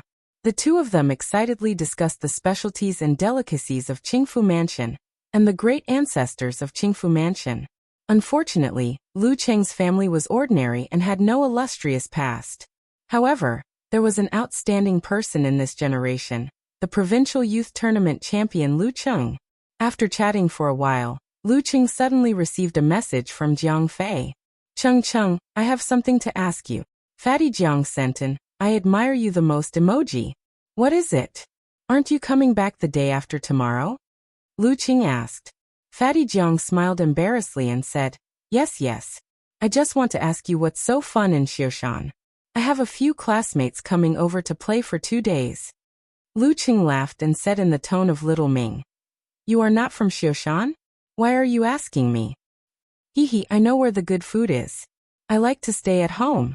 You and Yanjika often go out, so you definitely know where the fun places are. Jiang Fei said shamelessly. Lu Cheng snickered and said, I know. We often go to one place. Where? Jiang Fei asked. Lu Cheng sent an evil smile and said, The library. The place we go the most when we are dating. Fatty Jiang was speechless and said, I take you to the library for a trip? Haha. Lu Cheng was very happy to tease him and said jokingly, There are girls in your classmates, right? Otherwise, why are you so serious? Fatty Jiang scratched his head and said, Yes, there are. One of them brought his girlfriend, and his girlfriend brought her best friend. It's like a trip. It's not because he likes her best friend, but because he wants to know more girls. Maybe he will be introduced to his girlfriend. Not bad, very practical. Lu Cheng smiled and joked. Then take them to Xiushan scenic spots. Climb the mountains, visit the temples and Taoist temples. When you come back, show them your specialty and take them to eat and drink. That's it. Jiang Fei asked for confirmation. It's only 2 days. What else do you want? Lu Cheng laughed and said, They are probably here for the scenic spots. That's true. Jiang Fei finally made up his mind. The next morning, Lu Cheng and Yanjika finished their morning exercises and ate breakfast that they had missed for a long time. Because Yanjika had family activities, they parted at the entrance of her neighborhood at 8:30 a.m. Back home, Lu Cheng said that he would accompany his mother to do some decorations to fulfill his filial piety. Unfortunately, there was no one in the house. Those who worked had gone to work, and those who were busy had gone to work. I'm the only one who has nothing to do. Lu Cheng laughed at himself. After thinking for a while, he changed his clothes, took the key, the medicine soup and other things and went to Gushan Martial Arts School. He planned to use the strength training gymnasium and the venue to continue his training.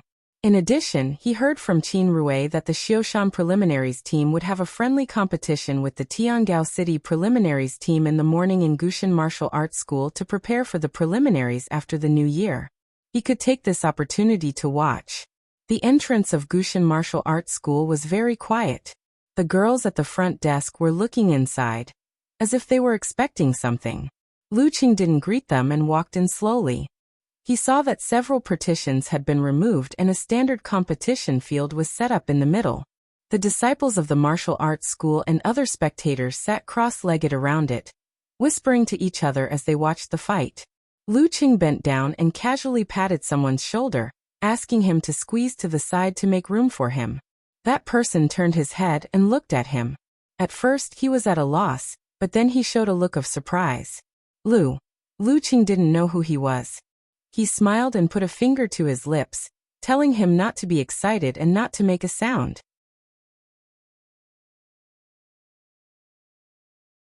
Chapter 351.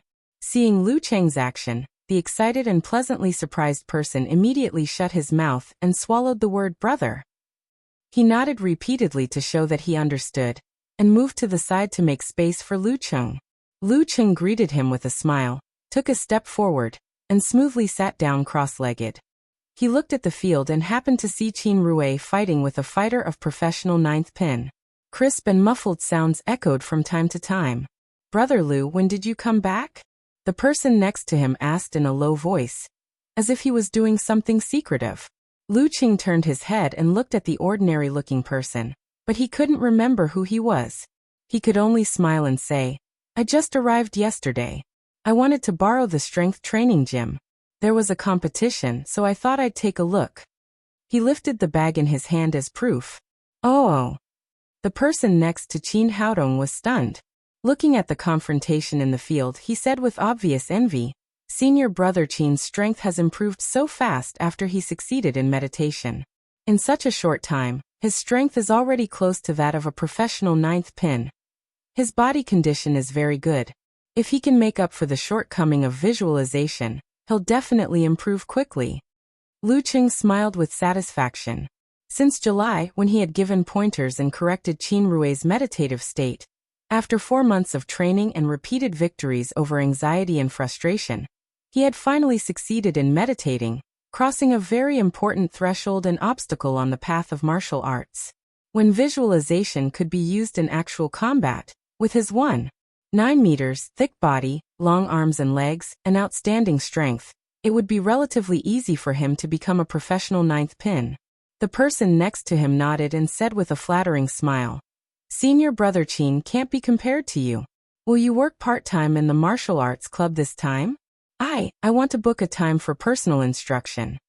If it was yesterday morning, Lu Qing might have agreed. But now he just smiled and said, "There are too many things to do during the winter vacation. I don't have time for part-time work.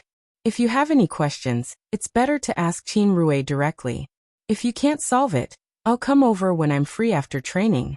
There's no need to make it so formal." Last night, he sent his opinion on the modification of the contract to Wu Qinggui, and waited for him to confirm it when he came back from his business trip. Good. The person beside him nodded happily.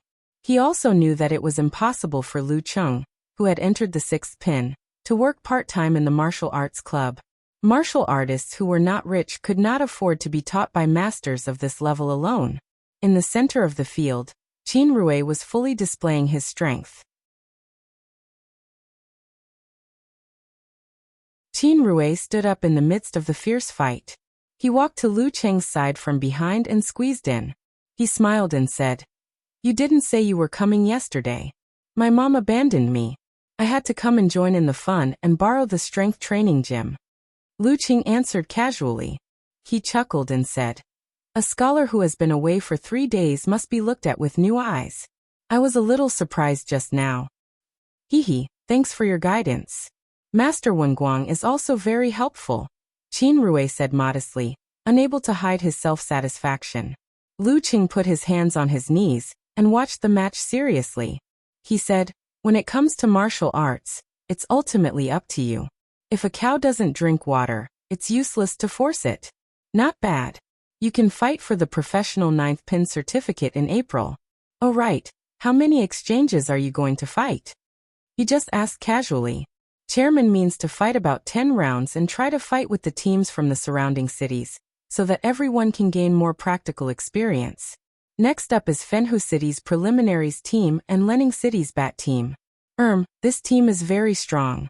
They have a Dan stage fighter, and made it to the second stage of the preliminaries last year. Unfortunately, compared to the teams from the provinces with strong martial arts, they're much weaker and didn't make it to the next stage. Qin Rui said excitedly. Okay.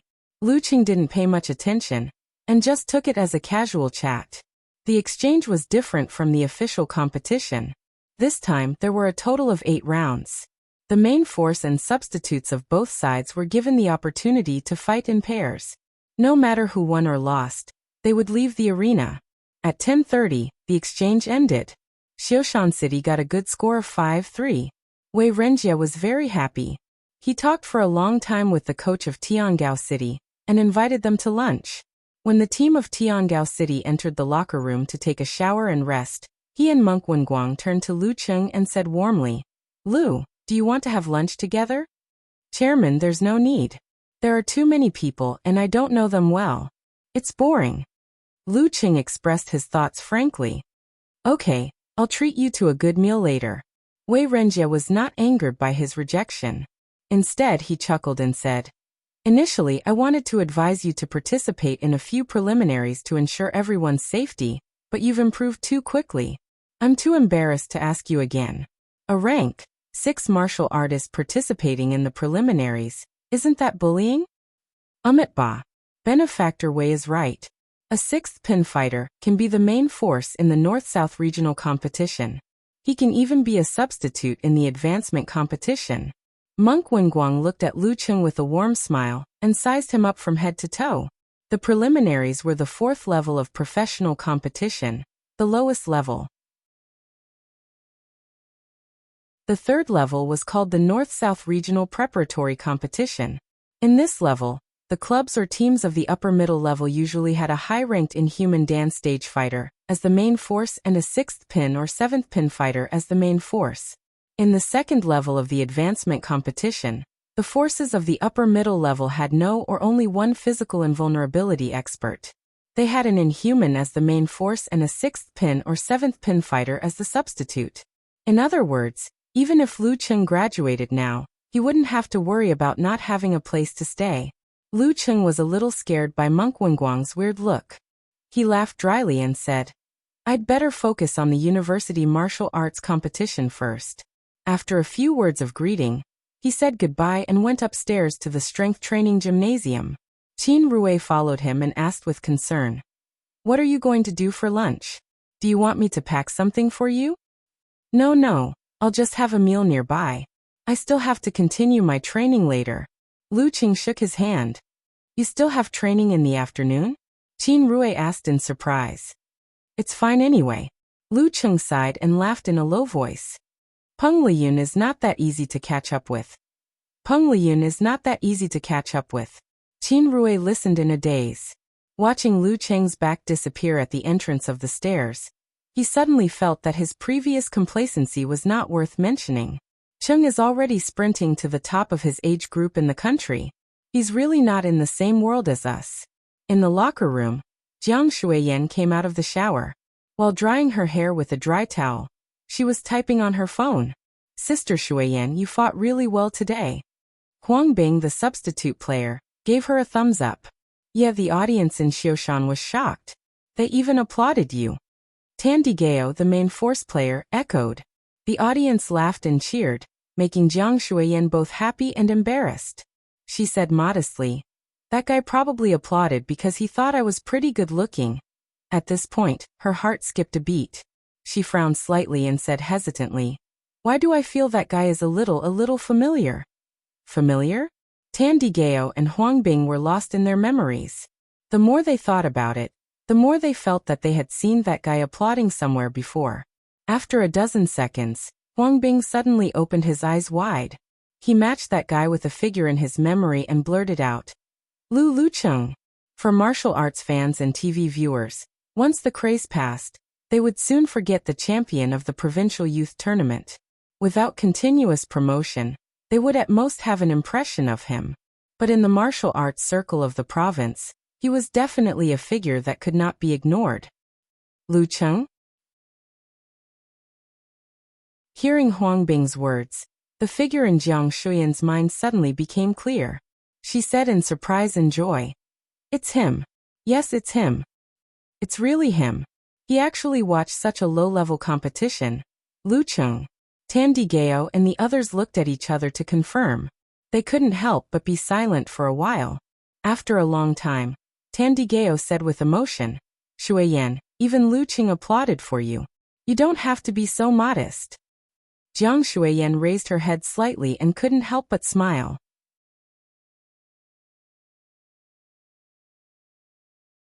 Chapter 352.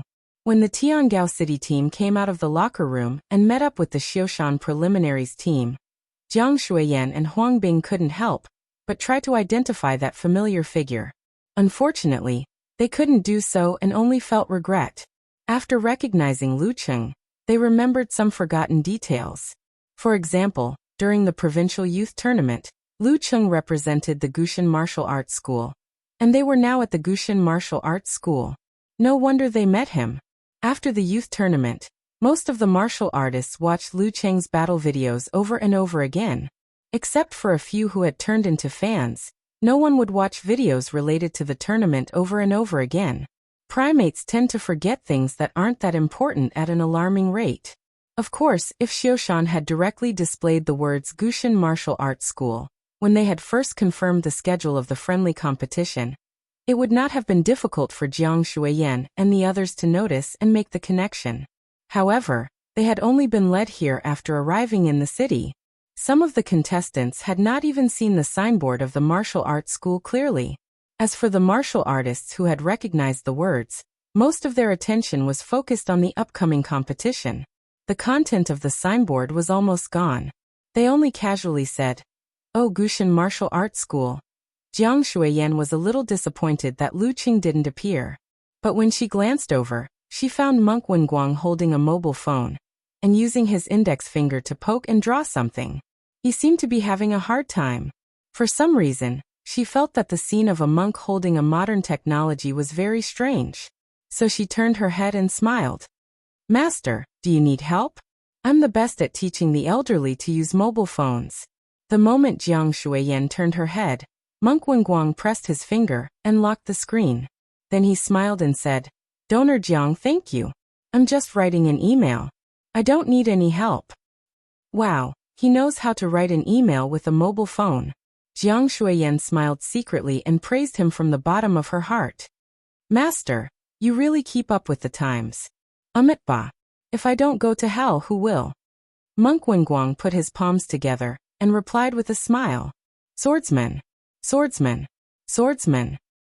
In the inner disciples' strength training room, a deep ancient sound kept reverberating, as if a mysterious feeling had connected the heaven and earth. With an empty thermos behind him, Lu Cheng stood still and hugged a mercury-lead ball with both hands. He let it fall gently and roll slowly with a rhythm. Using external pressure and subtle feeling, he worked with the tempering and nourishing of his body and spirit. This was the swordsman formula that the Queen of Thought, Fei Dan, had created. Not only did Lu Cheng use it here, but he also used it when he visualized the frozen river diagram, the frozen ground diagram, the prairie fire diagram, and the Zhurong diagram during his Dan stage cultivation in the ice sect and the fire sect. While he was tempering again and again, a wonderful change happened in the half-closed power room. On one side, the temperature was rising, and there was a hidden scorching heat. On the other side, a cool breeze was blowing, and the surface of the metal apparatus was getting colder and colder to the touch. The two intertwined and formed a vortex, rotating slowly and strangely maintaining a balance. Lu Cheng didn't know how long it had been, but he finished his internal training. When he put down the giant lead ball and exhaled a mouthful of turbid air, the cold and heat in the power room were immediately out of balance and collided with each other, creating a strong wind and even a thin mist that disappeared in a flash. Lu Cheng bent down and picked up a towel to wipe the sweat on his face. He looked a little tired, but his body was unusually refreshed. He picked up his things and walked out of the room, planning to find a place to practice his punches and kicks. Brother Lucheng. When he walked to the stairs, he saw his cousin Chi Yunfei's boyfriend, Ding Yanba, standing straight beside her with his hands hanging down. Didn't you rest at noon? Lucheng asked with a smile. Ding Yanba said with excitement and joy, we only practice in the morning. So he waited here. I heard from Feifei that you got the certificate of amateur ninth pin. Lucheng put one hand in his pocket and asked casually. Chi Yunfei was like a husky that broke free from the chain after she started studying at Xiaoshan No. 1 middle school. She came home only once a month, and was either playing with her roommates or going on dates with her boyfriend. Fortunately, the midterm exam gave her a head-on blow. After that, she calmed down and began to study seriously. Yes, it hasn't been long. Ding Yanba replied cautiously, but his eyebrows and the corners of his eyes revealed the joy and pride in his heart. Not bad. You've only been practicing martial arts for half a year, and your body hasn't fully developed yet. You can get the certificate of amateur ninth pin. That's pretty good. There's hope for you to make a living. Lucheng was not stingy with his praise. I heard from Feifei that you only took a month? Ding Yanba asked curiously while beaming with joy. Sort of. Lucheng had long passed the stage of showing off to kids. He said affirmatively. Practice hard. As long as you work hard, you'll have a chance. He was hinting that if Ding Yanba could improve to the level of amateur first pin, and his general physical fitness, he wouldn't hide the internal training method he got. Ding Yanba had heard Qin Rui mention similar things several times before. After hearing the tune, he knew what Qin Rui meant. He immediately answered excitedly. Yes, Brother Lucheng. Lucheng nodded slightly and didn't say more. He found another place and replied to Yenjika's message first. Then he started to practice his punches and kicks, making cracking sounds and creating wind. He focused on the 13th move of the ice sect, Snow Cover, and the 19th move, Cold Swallow. They were ingenious and required a lot of effort. There were too many changes to explore. It was not easy to just throw them aside after mastering them. At 3 o'clock in the afternoon, Lucheng felt his energy was running out. He finished his practice, took a shower, and changed into clean and fresh clothes. After practicing like this, I feel so fulfilled. He sent a message to Yenjika with a snickering emoji. Yenjika was still in the middle of a family activity. After a few minutes, she said with bright eyes, Our Chung is so hardworking. I'm ashamed. Hee, it's very motivating to have a goal in front of you. Lucheng replied with an emoji of showing off his arm muscles. To be honest, the guardian willpower will give me continuous motivation. But if there's no urgent matter or situation, I won't be able to sprint. Step by step, it won't give me a sense of drive. Of course, it was steadier and longer lasting. Then should I give you some sense of crisis? Yenjika sent an emoji covering mouth and laughing. Actually, I feel bad for you since you're so tired. Keep it up and defeat the Demon King Pengliyun. Okay. Lucheng didn't say anything heroic. Instead, he smiled and said, I'll have more time to rest if you stay with me more. After leaving the Gushan Martial Arts School, he went to visit his grandparents on the way. After that, he leisurely returned home. Lying on the bed without caring about his image, he chatted with Yenjika while reading a novel. It was a very relaxing life, clearing away the fatigue in his soul. It was late at night. In a temple at the foot of Xiaoshan, Monk Wenguang was turning the prayer beads with his eyes closed. Suddenly, he bounced to the entrance of the wing room without moving his body and waist. He opened the door and looked at the two people outside. So fast. One of them was tall and majestic. His aura was restrained, but there was a sense of intimidation when he looked around. If it was summer, all snakes, insects, rats, and ants would have retreated due to the inexplicable evil spirit. The burly man laughed and said, Not bad, not bad. Donor Dong, please. Monk Wenguang raised his hand. When Dong Xiaoyang walked in, Wenguang turned to the other person and said respectfully, Senior Sinful Flame, please. The newcomer had deep eye sockets, a straight nose, gray hair, and fire in his eyes. He looked like a middle-aged man. He was the divine enchanter of Sinful Flame. The divine enchanter of sinful flame nodded slightly and walked in silently. After Wen Guang closed the door, Dong Xiaoyang paced a few steps and asked with great interest, "Master, when do we start?" "Namo Amit Ba. Donor Dong, don't be so anxious." Wen Guang answered in surprise. "I'm quite anxious." Dong Xiaoyang smiled and said, "Since he won the provincial youth tournament, I've been unconvinced.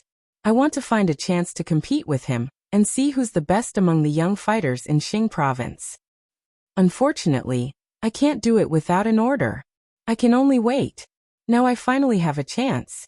Master, how can I not be anxious?" His face was mature and his posture was bold. He seemed to be in his 30s, but the meaning behind his words was that he might not be 26 years old, or even 22 years old. "But you have to wait for the right time," Monk Wen Guang persuaded. At this time, the divine enchanter of sinful flame, who had been silent all this time, said in a low voice, "Don't alarm the local authorities. Senior sinful flame, I know." Dong Xiaoyang replied with a smile and turned to Wen Guang. "The target only has one life and death experience? That's too little. A fighter who hasn't seen much blood in the arena is naturally weak. That's why I asked you to come." Wen Guang put his palms together and smiled. Dong Xiaoyang laughed and said, "Okay. Then I'll let him experience what it means to be between life and death." There was no first place in literature, and no second place in martial arts. There was no exception to the ambition to be the best. Chapter 353. Humph! How dare you eat grilled eggplant behind my back? At 9 p.m., Lu Qing took out his phone at the entrance of Old Lu Barbecue and saw the message from Yinjika a few minutes ago. Lu Qing smiled unconsciously. "It's Qin Rui's treat. He said he wanted to thank me for guiding him into meditation." After yesterday's exchange, Qin Rui had become famous in the circle. I don't care. Unless you pack 2 eggplants for me. That's the only way to prove that you're not monopolizing the food," Yenjika said with an emoji with red eyes and drooling heart.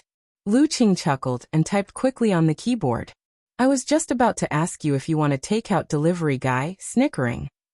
"Since you want it so sincerely, I'll generously pack it for you." "I'm looking forward to it." Yenjika sent an emoji with a bowl in front of me, waiting to be fed. Seeing that her reply speed had increased, Lu Qing asked, "Have you finished shopping and eating with Empress Dowager?" "Yes. Everyone says girls are good at shopping and don't feel tired. Why am I not like that? Am I not a girl? I miss you so much, Chong. I want you to massage my legs and feet. I want you to give me a tremor force massage. I can't say that I can do it easily with the swordsman formula. That's not fun." Lu Qing replied quickly. Qin Rui paid the bill and walked over. He patted Lu Qing on the shoulder and said, "Let's go. You guys go first. I'll grill something to pack." Lu Qing pointed at the barbecue grill. "Why didn't you say so earlier?" Qin Rui complained. "You're treating me like an outsider." Lu Qing smiled. "It's more meaningful if I pay for it myself." "Got it." Qin Rui suddenly understood. He smiled and said, "We won't delay your date. We'll go first. Bye." Lu Qing waved to him and Ding Yanba and turned to the boss. 2 eggplants to go. Well, don't put any onions." Speaking of this, he thought of last year's spring festival. At that time, he hadn't confirmed his relationship with Ko yet. In order to bring her delicious food from Xioshan, he specially went through the trouble of buying insulated lunch boxes and other things. He also repeatedly reminded the boss not to put onions in the food, which made him a little annoyed. "Sure." The boss readily agreed. There was no change in his expression. Obviously, he didn't remember that part of the past. He could recognize Lu Qing, who had been here many times, but he definitely couldn't remember the trivial things about him. When I mentioned the eggplant takeout, the boss would tell me not to put onions, right? Then I would be promoted to a regular customer. Lu Qing felt warm and his thoughts drifted. Unknowingly, almost a year had passed. Beautiful days always came too quickly. It felt like it was just yesterday. While waiting for the grilled eggplant, Lu Qing stood aside and played with his phone. Suddenly, he saw a familiar figure from the corner of his eye. Jiang Fei, who was wearing a bulging black down jacket. "Hey Fatty Jiang."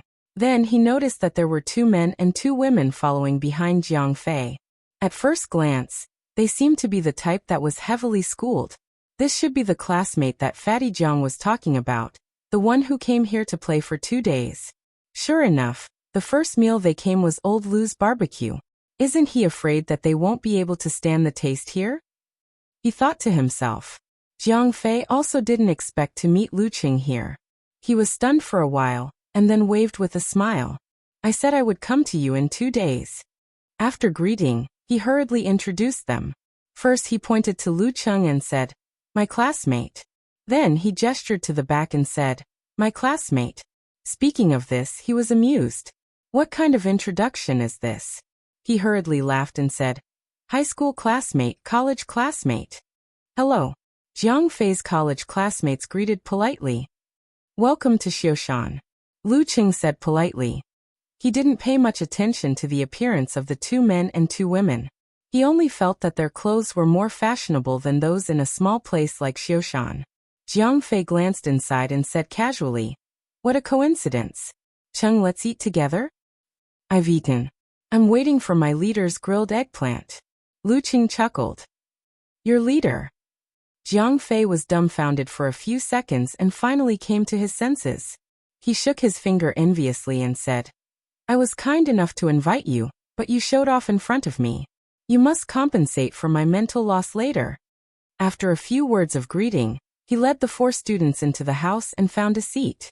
Lu Qing waited for the packed eggplant and walked to the entrance of the alley, ready to call a taxi.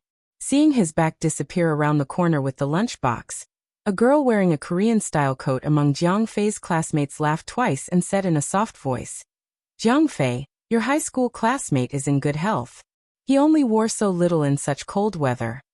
Xiushan was humid and cold. Many northern men would shout that they were frozen to death. Lu Qing, on the other hand, only wore a thin sweater inside and a sports jacket outside, which made people shiver. Maybe he wants to be elegant instead of cold? A plump girl holding a boy's hand laughed and said. She had charming features and a pretty face, but a little chubby and a little round face. Jiang Fei answered awkwardly, "He is in good health. He is a monster." "I don't believe it. Boys are all so pretentious." The girl who spoke first covered her mouth and laughed. Her voice was much better than her appearance. She didn't continue the topic and said, "My cousin is like this. He doesn't wear a sweater in winter, and only wears a down jacket. As a result, he has chilblains on both hands, feet, and ears. He is so pitiful." Seeing that they didn't continue to talk about Lu Qing, Jiang Fei didn't bother to explain. He chatted with them and urged them to eat the skewers. Outside the alley, the dim lights on the side of the road formed a sharp contrast with the darkness inside, as if they were in a different world. Just at this moment, Lu Qing heard a faint shout. "Help!" With a swoosh, Lu Qing turned his head to look at the source of the sound. He saw that the walls were in tatters and most of them had collapsed. Inside the walls, there were weeds and scattered bricks. They clustered around an abandoned 6-story building. On the side of the 6-story building, there were several large red words, "To demolish," written on it. "Help!" A woman's voice came from inside, containing strong fear and panic. Lu Qing didn't hesitate. He bravely changed his direction and carefully jumped over the hole in the wall. He quickly ran to the building that was to be demolished. He planned to be a good Samaritan. For him, the criminals that he met every day were nothing. "Help!" The woman's voice sounded like she was crying. Lu Qing identified the location and came to the first floor where the windows were all broken. He jumped into the air. He pressed and pulled with his right hand and flipped to the second floor. He rushed to the place where the voice came from as fast as he could. While running, he suddenly had an indescribable subtle feeling in his heart. All the hair on his body stood on end. Without thinking, Lu Qing stopped and gathered his qi, blood, force and spirit in his lower abdomen. Bang! At this moment, the wall on the side in front of him suddenly collapsed. Bricks and stones flew and hit him like bullets in the smoke. The sky was full of flowers, and every drop was fatal. He could block some of them, but not all of them. He could dodge some of them, but not all of them. What was even more frightening was that behind the flying bricks and stones, a majestic figure broke through the wall and bent down. The figure pounced on Lu Cheng, intending to give him a fatal blow while he was dealing with the previous wave of attacks. Lu Cheng didn't realize that he had fallen into a trap until now. This dangerous master was coming for him. He didn't have time to think about why he had such an encounter, nor did he have time to regret anything, because the flying bricks were coming for him. In another room on the second floor, the divine enchanter of Sin Flame shook his head and said, as expected of a young man who grew up in a peaceful era, he didn't realize that he would be plotted against or trapped. He was used to doing things according to his experience in a peaceful environment. That was why he fell for the trap so easily. Isn't this why you are here? Monk Wenguang said with a smile. Behind them, a scantily clad girl was leaning against the wall and sleeping. With bricks covering his body and a strong enemy behind him, everything was so dangerous that it seemed like there was no chance for him to survive. If it were in the past, Lu Cheng could only block and dodge, playing micro-maneuvers and hoping for luck. But this time, he had a premonition 1 second in advance. Boom! His Dan force gushed out and he exerted force under his feet, breaking the floor that had been in disrepair for a long time. Amidst the huge movement, falling bricks and rising dust, he took the initiative to fall to the bottom floor, avoiding the shower of flowers and the subsequent attacks. Interesting. Dong Xiaoyang thought to himself, and became more interested. He didn't jump into the hole that Lu Cheng made because he was afraid of being ambushed by the enemy below. Instead, he used force concentration and stayed where he was. Boom! The ceiling was broken again. Dong Xiaoyang jumped down under the cover of falling bricks. Boom! In Old Lu's barbecue restaurant not far away, a plump, round-faced girl listened carefully and frowned. What's that sound? It's normal. That's the bar street. Jiang Fei answered casually. Oh, the round-faced girl relaxed and waited for the barbecue.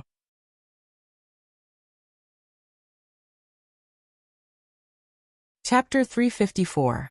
Bang! Bang! Bang! The falling bricks smashed into the ground, stirring up more smoke. All of this was like a scene from a movie, playing in front of Lu Cheng in a surreal state. He smelled danger that could disappear at any time in the future. The figure with the murderous intent was definitely a very powerful enemy. If he was alone, he would die on the spot if he made a slight mistake, not to mention that he might have other helpers. He was really surrounded by enemies, swaying in the wind and rain. Lu Cheng's pores were tightly closed, and his goosebumps were still visible. He was indescribably scared and nervous. But these were combined into a strong desire to survive. No, I don't want to die here. The sad tears of his parents, the love hidden in their nagging and silence, the life that finally saw the light after the hardships, Yanzhika's heartbroken expression, the ecstasy and excitement when he confessed his love, and the sweet and beautiful daily life that was not full of ups and downs flashed in his mind. No, I don't want to let the pain come true. And I don't want to let the happiness come true. Lu Cheng shouted in his heart. His willpower was strong and his eyes were shining. All his emotions were burning fiercely, supporting his body. Bang! The lunchbox with the roasted eggplant flew out of the glassless window in an arc boom. The ceiling was broken again, and the stones and bricks fell down. Lu Cheng landed on the ground and made a gesture with his hands. He visualized the sharp ancient characters in his mind. Facing the figure in the air, he shouted with a strong fighting spirit. Army! The atmosphere in the surroundings immediately became desperate. It was as if there was smoke everywhere, and thousands of soldiers and horses were surrounding them from all directions. Lu Cheng felt that this was the most powerful he had ever used the army formula since he mastered it. His state of mind and emotions were very compatible with the secret method, so he broke through the past. Army! Dong Xiaoyang heard the murderous voice. He felt like a gun was pointed at his head, and the trigger was pulled. He shuddered violently, and his body was obviously shaking. Lu Cheng took 2 steps forward and gathered his qi and blood. Before Dong Xiaoyang fell to the ground, he fiercely hit him with the thunder roar Zen. There was no hesitation, no mercy, no determination, no hesitation, no mercy, firm, decisive and cold-blooded. If I sympathize with him, who will sympathize with me? There was no mercy between life and death. At this moment, Dong Xiaoyang's eyes suddenly became clear and cold. This was the rock heart that had been through many battles and dangers. It had a strong resistance to the army formula. What a joke. Where were you when I led my team into the enemy's territory, into the dragon's pool, and beheaded the enemy's general at the brink of death? What a joke. Where were you when I met the fierce killer on a narrow path and killed him by a hair's breadth? How could a martial artist who had only seen blood once display the true essence of that secret technique? What I've experienced is something you can't even imagine. Using such a secret technique on me is like showing off your slight skill in front of an expert. Dong Xiaoyang suddenly curled up his body in midair, condensing his qi, blood, spirit, and strength into a single point. Pa. He turned his body halfway and swung his swollen right arm at Lu Cheng, using the momentum of his fall and the power of the dance stage to punch his greenish-black fist with bulging veins. Just as the two fists were about to collide, Dong Xiaoyang completed a strange visualization, causing the surging force to strangely shrink at the fist area. The contraction followed by the explosion surged out like crazy waves. Bam! A muffled sound echoed in the room of dozens of square meters. Lu Cheng's fist was slightly painful, and his arm was trembling. He was forced to step back by the strange double explosion. One step, two steps, he couldn't control himself and hit the wall with a bang. This was a 6-story residential building that was to be demolished. It was made up of many apartments and the layout was not spacious enough. There were walls everywhere. Fighting here was like fighting in someone else's living room or bedroom. Even the slightest stretch would lead to obstacles. Boom! Lu Cheng's back tightened and broke through the load-bearing wall, falling into another room. He knew he was at a disadvantage, and the situation was extremely critical. However, the ice mirror had been formed. He controlled his center of gravity calmly, and waved his right hand quickly, shooting out a violent red fireball in an attempt to stop Dong Xiaoyang's approach. Following that, he hooked his left hand, and the glittering white cold light moved close to the ground, leaping toward the enemy. The top, middle, and bottom paths were all sealed off. Bam! The lunchbox with the roasted eggplant outside the window had just fallen to the ground. Dong Xiaoyang was slightly affected by the thunder roar zen, and slightly swayed in the air. However, as soon as his feet touched the ground, he strode forward to catch up with Lu Cheng, not giving him a chance to stabilize the situation. After one step, he saw the red light reflected in his eyes, and saw the fireball flying toward him. Dong Xiaoyang bounced his back and swayed his center of gravity. His footwork was disorderly and smoothly turned into an arc, bypassing the attack of ice and fire from the side. Boom! The flame exploded and the cold light leaped. He broke through the wall and broke into the room that Lu Cheng fell into. He was really imposing. Bam! Bam! Bam! The load-bearing wall behind him collapsed completely, turning into a pile of messy stones. At this time, Lu Cheng had already stabilized his stance. Instead of retreating, he took a step forward and rushed to the enemy's side. Between life and death, the brave one wins. His eyes flashed and his mind was filled with white snow. He flicked his wrists and elbows, aiming at 7 places on Dong Xiaoyang's body. At the same time, the cold light spread out from his shaking fists, creating a fog of ice crystals that blocked Dong Xiaoyang's vision. The ice crystals kept vibrating, converging into a buzzing sound that interfered with the enemy's hearing. The 13th move of the ice sect, snow cover. In such an environment, Lu Cheng, who had not yet released the strength in his hands, suddenly clamped his tailbone, straightened his legs, and silently kicked out with his right foot towards the enemy's ankle joint. Dong Xiaoyang seemed to have anticipated this. He put his arms in front of him, bulged his thighs, and kicked back fiercely with his left foot. In a split second, Lu Cheng suddenly bent his spine forward, lowered his center of gravity, and let his right foot touch the ground in advance. After touching the ground, he forcibly dragged his body to the side of the enemy, creating a perfect opportunity the moment Dong Xiaoyang kicked out his left foot. This was the application of the 19th move of the ice sect, Cold Swallow. Lu Cheng incorporated the technique of this move into snow cover to form a combo attack, which was equivalent to a combination of the two moves. After losing to Peng Liyun, his hard work and attempts were not in vain. This was the result of his hard work. He had reached a higher level and followed his heart without breaking the rules. In his mind, he visualized a frozen river and shaking thunderclouds. Lucheng was neither happy nor anxious. He raised his right arm high, clenched his fist, and punched down. Simplified physical invulnerability move, severe warning. The distance was too close. Dong Xiaoyang's left foot missed, and he was suddenly in a precarious situation. He had lost his previous advantage and was in an extremely dangerous situation. Facing this situation, he did not despair nor panic. He immediately gathered all his strength and let the danqi erupt above his spine. Bam! His spine bent like a hard bow, dragging his body to the back. With a bang, he knocked down another load-bearing wall. Lucheng did not feel depressed when he missed the severe warning. Full of fighting spirit and unusual calmness, he swayed his center of gravity and pounced on the enemy who had not yet fallen to the ground.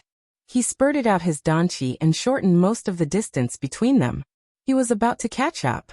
Monk Wenguang carried the sleeping girl and moved to another position with the divine enchanter of Sin Flame. He sighed in a low voice. He really has a talent for fighting. Senior, please cover your voice. Don't attract the attention of others. Okay. The divine enchanter of Sin Flame nodded slightly. After knocking down the wall, Dong Xiaoyang regained his balance in midair with the help of the force. Looking at Lucheng, who was closing in on him in a flash, he suddenly hid his eyes and let his eyes be filled with a terrifying white. He visualized the corresponding picture, shook his chest and abdomen, opened his throat, and exhaled loudly. Bam! The surroundings suddenly became quiet. Lucheng felt like he was in an empty room in the middle of the night. He heard a knock at the door, and outside the window, there were graves and the cold wind whistling. In an instant, he was frightened and nervous. His body could not help but tremble, but his willpower was at its strongest. He quickly calmed down and made a gesture to use the 9 words formula. Forward. His voice turned into a sharp arrow, exploding in front of the enemy with his negative feelings. Dong Xiaoyang's eyes were cold. He did not waver and seized the opportunity to close in on Lucheng. He used force concentration to expand his body and hit the same move as before. Bam! Bam! Bam! Bam! Bam!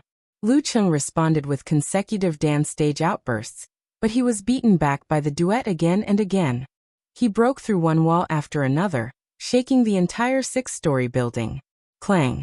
Clang! Dong Xiaoyang did not recklessly attack head-on. He changed his rhythm and direction from time to time. He did not give Lucheng a chance to use simplified physical invulnerability moves or dodge his attacks.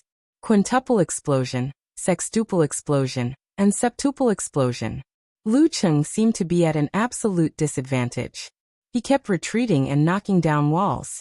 His back hurt, but his footwork and posture were not disordered. Relying on the sensing ability of the ice mirror, he always detected the enemy's attack in advance and blocked the enemy's attack. Without this kung fu, he felt that he would not be able to withstand more than a few moves from the duet. Bam! Another load-bearing wall collapsed, and the building shook again. Dong Xiaoyang flashed to Lucheng's left side, pulled back his arm and punched again, repeating the previous moves. But this time, he did not use force concentration. Instead, he visualized 2 pictures, flame condensation and infusion explosion. Simplified physical invulnerability move, internal explosion. When the punch hit, the force would explode in the enemy's body. His previous duet attack was not a fake move. It was not an attack to paralyze Lucheng or to cover up the use of this move. In a life and death situation, there was no such thing as a complicated and long-term plan. There was only a flash of inspiration and the right time because there were too many variables. Dong Xiaoyang's arm muscles undulated as he threw out a punch. He was expecting Lucheng to subconsciously parry his attack like he had done so many times before.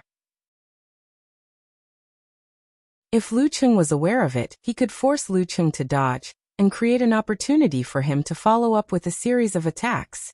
Lucheng's heart was like an ice mirror, reflecting the surroundings. He sensed that Dong Xiaoyang did not withdraw his qi, blood, and force at close range. No. Lucheng tensed up and his hair stood on end. He grasped a few thoughts that flashed through his mind. Without hesitation, he exerted force on his feet and leaped into the air. This move was the standard way to die in the challenge tournament, unless one had the supernatural ability to fly, or was close to the physical invulnerability state. But in today's environment, Lu Qing was not in a hurry to fall and could not change his direction. Crack! He jumped close to the ceiling and stretched out his hands. His 10 fingers clenched into the stone and hung in the air. Then he used force concentration. With his fingers as a fulcrum, he bounced back and leaped backward like a gymnast. His feet kicked the ceiling, as if he was going to use the rebound force to attack. Below, Dong Xiaoyang could almost foresee what would happen if he changed direction forcibly and jumped up to give Lu Qing an internal explosion punch in the air. In that case, Lu Qing would change direction and land on the ground from another position. Then Lu Qing would give him a fatal blow in the air. The difference between the target is the ceiling and the target is Lu Qing meant that he could not touch the ceiling, so there was nothing he could rely on. Thinking of this, Dong Xiaoyang lowered his waist and abdomen and made a prelude to change direction forcibly. He wanted to trick Lu Qing into pouncing on him while he dodged the position and attacked from behind with his elbow. This was not a fake move. It was just that his movement was slow, and he left some leeway. He could still make Lu Qing's absolute reaction and misjudge in a split second. Bam! Lu Qing stomped on the ground and exerted a tremendous amount of strength. The ceiling cracked open and the rocks fell down. He used the momentum to bounce back, but instead of pouncing on Dong Xiaoyang, he jumped to the window like a fish, as if he wanted to escape from the battlefield. You want to escape? Dong Xiaoyang smiled. His waist and abdomen bounced back. He straightened his knees and changed direction forcibly to pounce on Lu Qing's back. This is the flaw, you exposed yourself. Lu Qing had just jumped to the window when he felt the pain in his back and the strong wind behind him. However, he did not panic. Instead, he seemed to be expecting something. He put his hands on the window, leaned his body forward, and did a twisting kick behind him. Bam! His tattered shoes flew out, along with the red flame and crystal cold light under his feet. They were shot at Dong Xiaoyang, who was pouncing on him. Dong Xiaoyang snorted. He exerted strength under his feet and bulged his muscles. But Lu Qing took the opportunity to slide closer and kick out his right leg. Bam! Bam! Bam! Bam! Dong Xiaoyang tried his best to block a few moves, but he was kicked out of his stance and flew into the air, crashing into the wall. Bam! The impact caused the building to sway. He spat out a mouthful of blood. Lu Qing looked calm. He slid forward and was about to break Dong Xiaoyang's neck. At this moment, the shaking building finally reached its limit. Countless stones fell from above, making a dull and terrifying sound. Lu Qing paused for a moment. In order to protect himself, he used force concentration to break through the side wall and jumped to the open space outside. Dong Xiaoyang smiled bitterly, his eyes full of disappointment. Boom! Lu Qing heard a deafening sound as soon as he steadied himself. He saw half of the 6-story building collapse and then the whole building, burying the terrifying killer inside. He should be dead, right? Lu Qing did not dare to stay in the thick smoke. He was afraid that there would be other enemies. Taking advantage of the cover, he climbed over the wall into a nearby neighborhood. He found a secret place to hide, and then took out his phone to call Geyser. This was the first time he encountered such a situation. He subconsciously asked for help from his master. "Hello, master. Someone just tried to kill me," Lu Qing said as soon as the call went through. Who? Who dares? Geyser was stunned at first, then became furious. "I don't know either." Lu Qing was still a little confused. It happened so suddenly that he did not understand what was going on. Who did I offend? He thought, feeling wronged and angry. Are you safe now? Go find Xing if you are not. Now that you are safe, tell me the key points. Geyser calmed down and asked in confusion. Lu Qing told him what had happened, focusing on the opponent's moves and his own condition. In the end he asked, "Master, do you have any clues?" Geyser was silent for a moment. Then he clenched his teeth and said, "I know what happened. It's okay now. You can go back to sleep. There won't be a next time." Damn it, I'll tear down the base and apologize to the simplified physical invulnerability of the fire sect. Anyway, there won't be a next time. Don't ask for now. It won't do you any good if you know. Okay. Lu Cheng was confused and chose to believe his master. It seemed that there was an inside story behind the attack. He walked out of the secluded place and looked at the place where the fight had just happened. The building had collapsed and smoke was everywhere. What was strange about this was that such a big commotion did not wake up the nearby residents. Weird. Lu Cheng frowned. He thought for a while and called Yinjika. Cheng, you're here? The girl asked happily. No, I ran into a situation. Can you bring me a pair of pants? Lu Cheng looked down at his torn jeans and did not know whether to laugh or cry. It was not a competition, so he did not wear a martial arts suit. The tight pants were destroyed by the force of the dance stage and soon became unshaped. Yinjika was confused. After the barbecue, Jiang Fei led the 4 students to the entrance of the alley and planned to drive around. As they walked, the girl in the Korean coat suddenly exclaimed and pointed to the side. Isn't there a building there? The plump girl with a round face looked over and saw the ruins inside the wall. She was also confused. Yeah, I saw it too. It was there before the barbecue. Why did it collapse? Why did it collapse?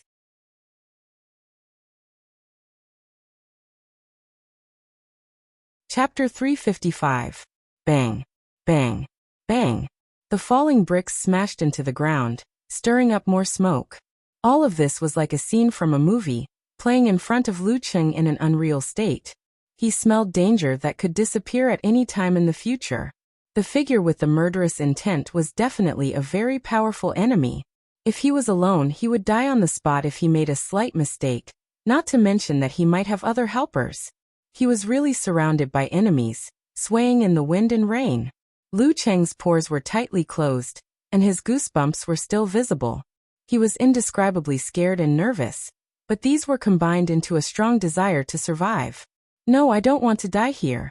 The sad tears of his parents, the love hidden in their nagging and silence, the life that finally saw the light after the hardships, Yinjika's heartbroken expression, the ecstasy and excitement when he confessed his love, and the sweet and beautiful daily life that was not full of ups and downs flashed in his mind. No, I don't want to let the pain come true, and I don't want to let the happiness come true. Lu Cheng shouted in his heart. His willpower was strong, and his eyes were shining. All his emotions were burning fiercely, supporting his body. Bang. The lunchbox with the roasted eggplant flew out of the glassless window in an arc boom. The ceiling was broken again, and the stones and bricks fell down. Lu Cheng landed on the ground and made a gesture with his hands. He visualized the sharp ancient characters in his mind. Facing the figure in the air, he shouted with a strong fighting spirit. Army! The atmosphere in the surroundings immediately became desperate. It was as if there was smoke everywhere, and thousands of soldiers and horses were surrounding them from all directions. Lu Cheng felt that this was the most powerful he had ever used the army formula since he mastered it. His state of mind and emotions were very compatible with the secret method, so he broke through the past. Army! Dong Xiaoyang heard the murderous voice. He felt like a gun was pointed at his head, and the trigger was pulled. He shuddered violently, and his body was obviously shaking. Lu Cheng took 2 steps forward and gathered his qi and blood. Before Dong Xiaoyang fell to the ground, he fiercely hit him with the thunder roar Zen. There was no hesitation, no mercy, no determination, no hesitation, no mercy, firm, decisive and cold-blooded. If I sympathize with him, who will sympathize with me? There was no mercy between life and death. At this moment, Dong Xiaoyang's eyes suddenly became clear and cold. This was the rock heart that had been through many battles and dangers. It had a strong resistance to the army formula. What a joke! Where were you when I led my team into the enemy's territory, into the dragon's pool, and beheaded the enemy's general at the brink of death? What a joke! Where were you when I met the fierce killer on a narrow path and killed him by a hair's breadth? How could a martial artist who had only seen blood once display the true essence of that secret technique? What I've experienced is something you can't even imagine. Using such a secret technique on me is like showing off your slight skill in front of an expert. Dong Xiaoyang suddenly curled up his body in midair, condensing his qi, blood, spirit, and strength into a single point. Pa! He turned his body halfway and swung his swollen right arm at Lu Cheng, using the momentum of his fall and the power of the dance stage to punch his greenish-black fist with bulging veins. Just as the two fists were about to collide, Dong Xiaoyang completed a strange visualization, causing the surging force to strangely shrink at the fist again. The contraction followed by the explosion surged out like crazy waves. Bam! A muffled sound echoed in the room of dozens of square meters. Lu Cheng's fist was slightly painful and his arm was trembling.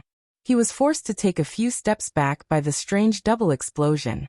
1 step, 2 steps, he couldn't control himself and hit the wall with a bang. This was a 6-story residential building that was to be demolished. It was made up of many apartments.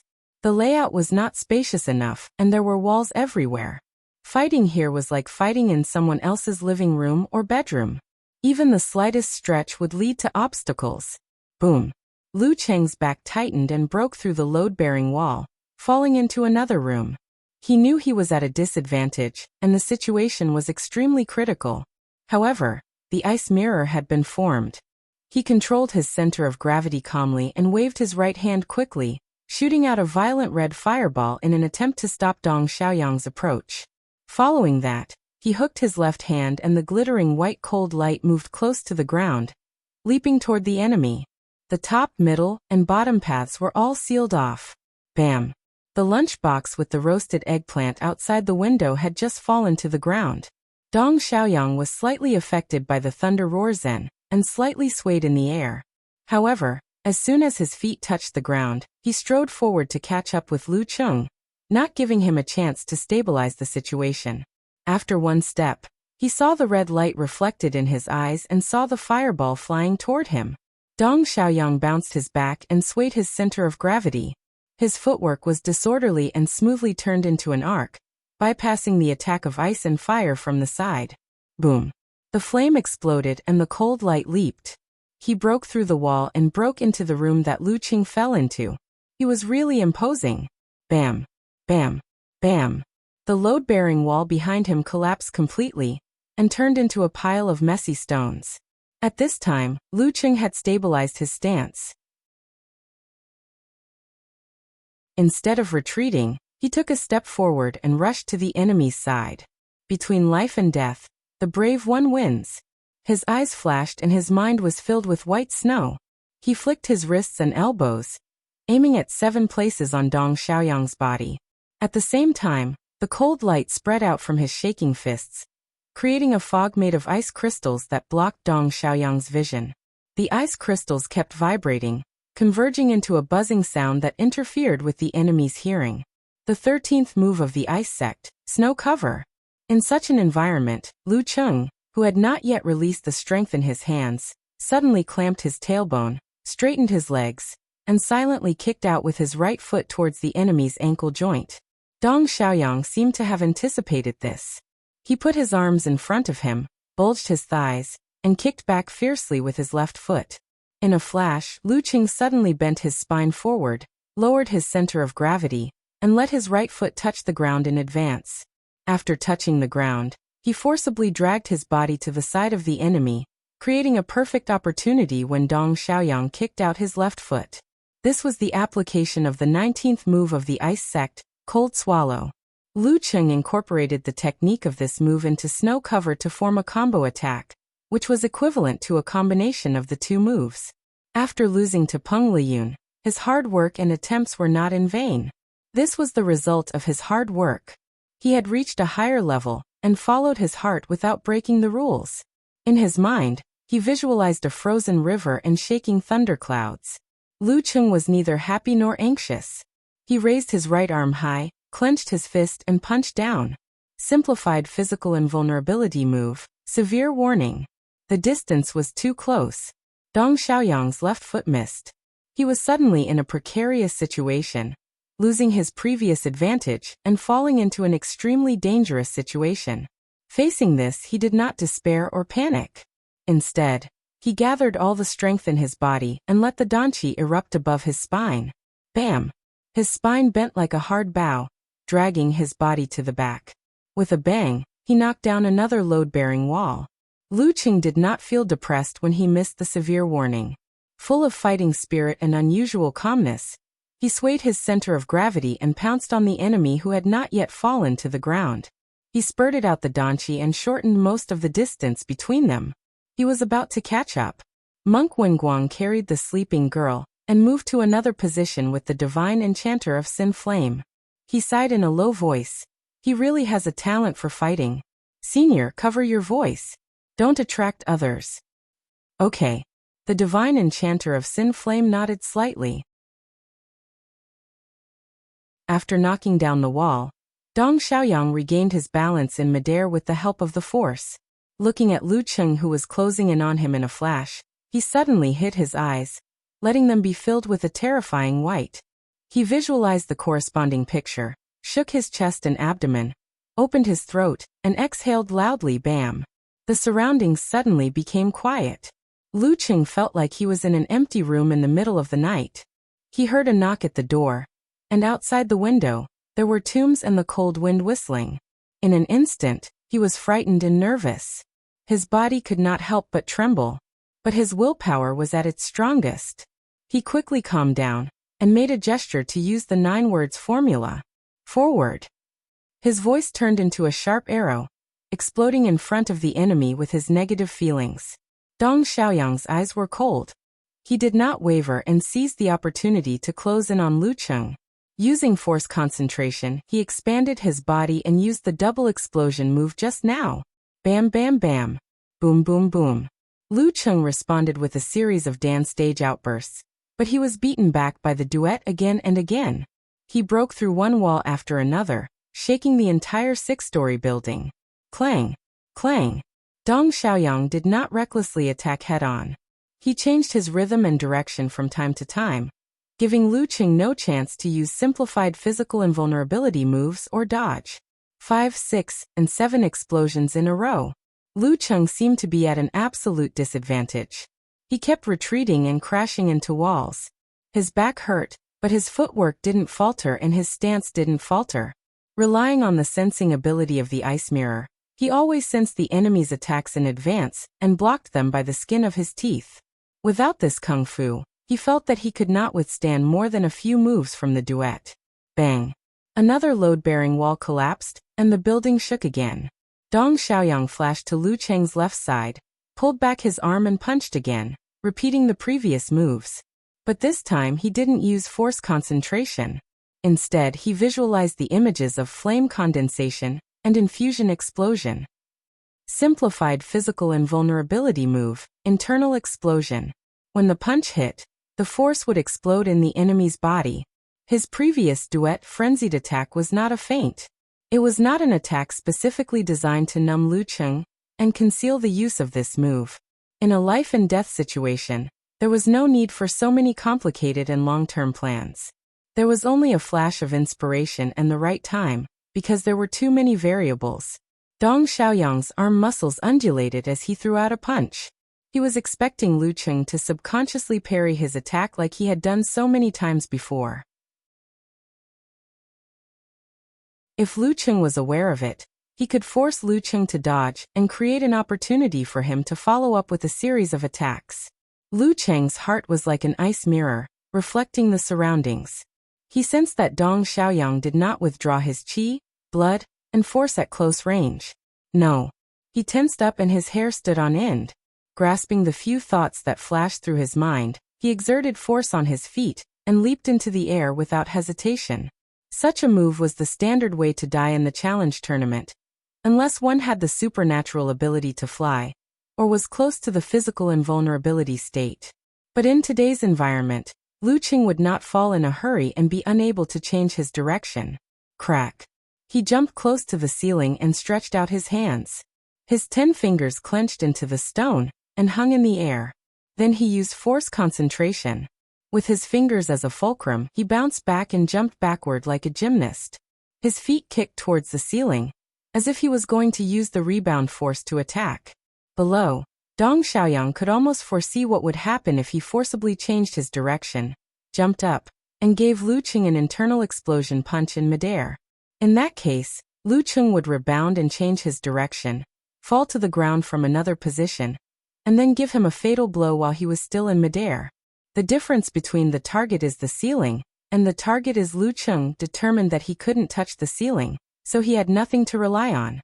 As the thought flashed through his mind, Dong Xiaoyang lowered his waist and abdomen, and made a prelude to change his direction by jumping up. He was trying to trick Lu Qing into pouncing on him while he moved away from his position, and attacked from behind with his elbow. This was not a fake move. It was just that his movement was slow, and he left some leeway. He could still make Lu Qing's absolute reaction and make a mistake in judgment in a split second.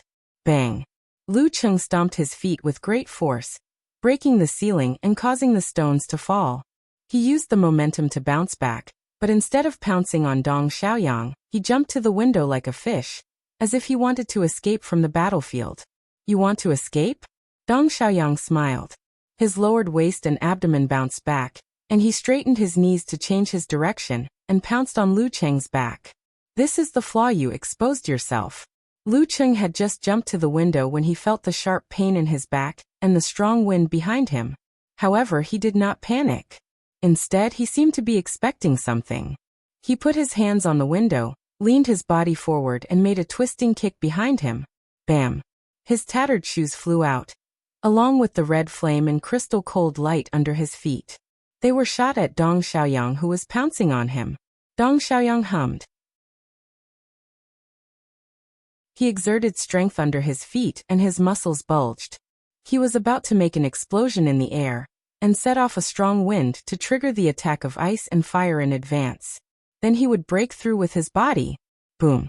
Just as he was about to make a move, the fireball exploded first. The high temperature spread out and turned the chaotic cold light into a pervasive fog. It blocked his vision and made him feel that his surroundings were blurred. Bam!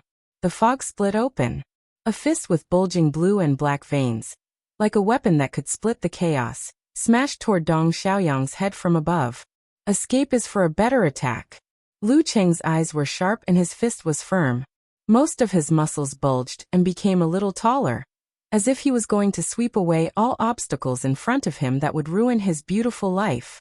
Dong Xiaoyang, who did not have time to make a duet, could only use force concentration to defend himself. He shook his right arm and moved upward. Bam!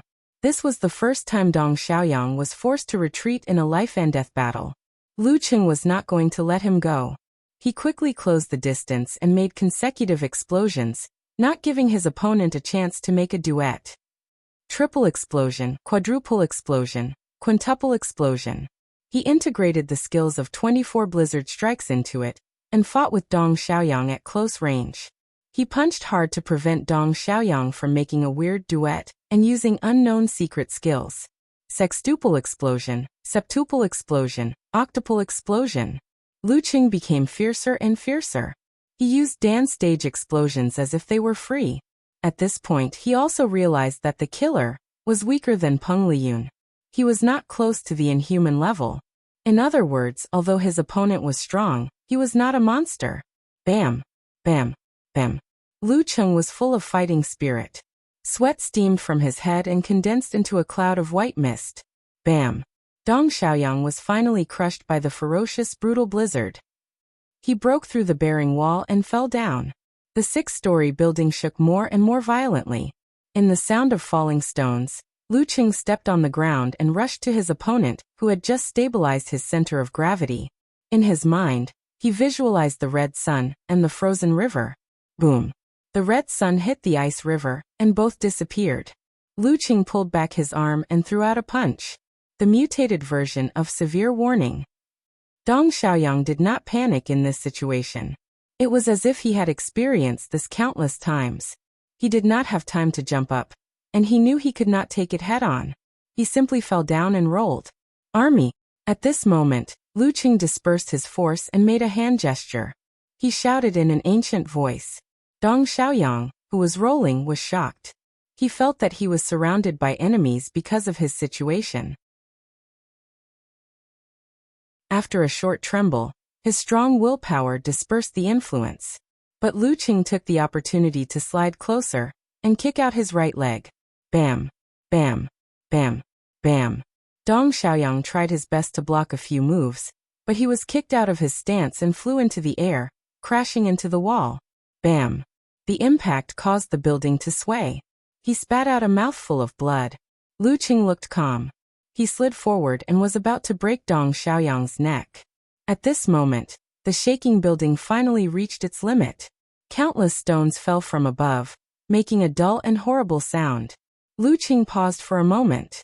In order to protect himself, he used force concentration to break through the side wall and jump to the open space outside.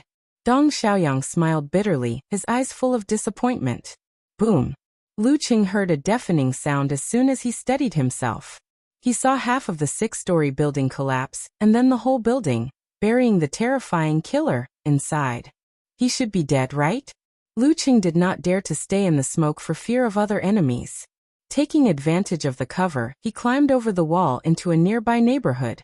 He found a secret place to hide and then took out his phone to call Geyser. It was the first time he encountered such a situation.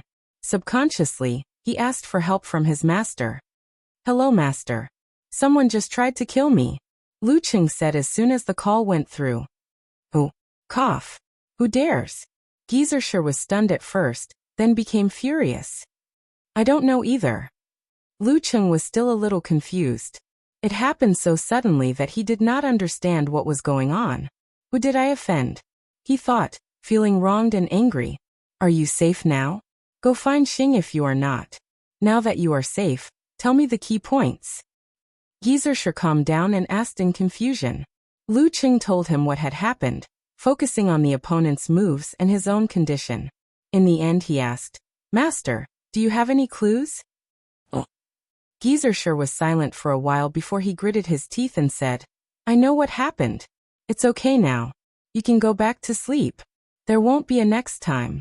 Damn it, I'm going to tear down the base and apologize to the simplified physical invulnerability experts of the fire sect. Ahem. Anyway, there won't be a next time. Don't ask about it for now. It won't be good for you." Okay. Luqing was confused and chose to believe his master. It seemed that there was an inside story behind the attack. He walked out of the secluded place and looked at the place where the fight had just happened. The building had collapsed and smoke was everywhere. What was strange about this was that such a big commotion did not wake up the nearby residents. Weird. Luqing frowned. He thought for a while and called Yanjika. "Qing, you're here?" the girl asked happily. "No, I'm in a situation. Can you bring me a pair of pants?" Luqing looked down at his torn jeans and did not know whether to laugh or cry. He was not wearing a martial arts suit because it was not a competition. The tight pants were soon destroyed by the force of the dance stage. Yanjika was confused. After the barbecue, Jiang Fei led the 4 students to the entrance of the alley and planned to drive around. As they walked, the girl in the Korean coat suddenly exclaimed and pointed to the side. "Isn't there a building there?" The plump girl with a round face looked over and saw the ruins inside the wall. She was also confused. "Yeah, I saw it too. It was there before the barbecue. Why did it collapse?" "Why did it collapse?" You're tuning in to the Li Mei's Sword of Destiny YouTube channel. We're so grateful for your support and don't forget to subscribe to join us on this incredible journey through captivating stories.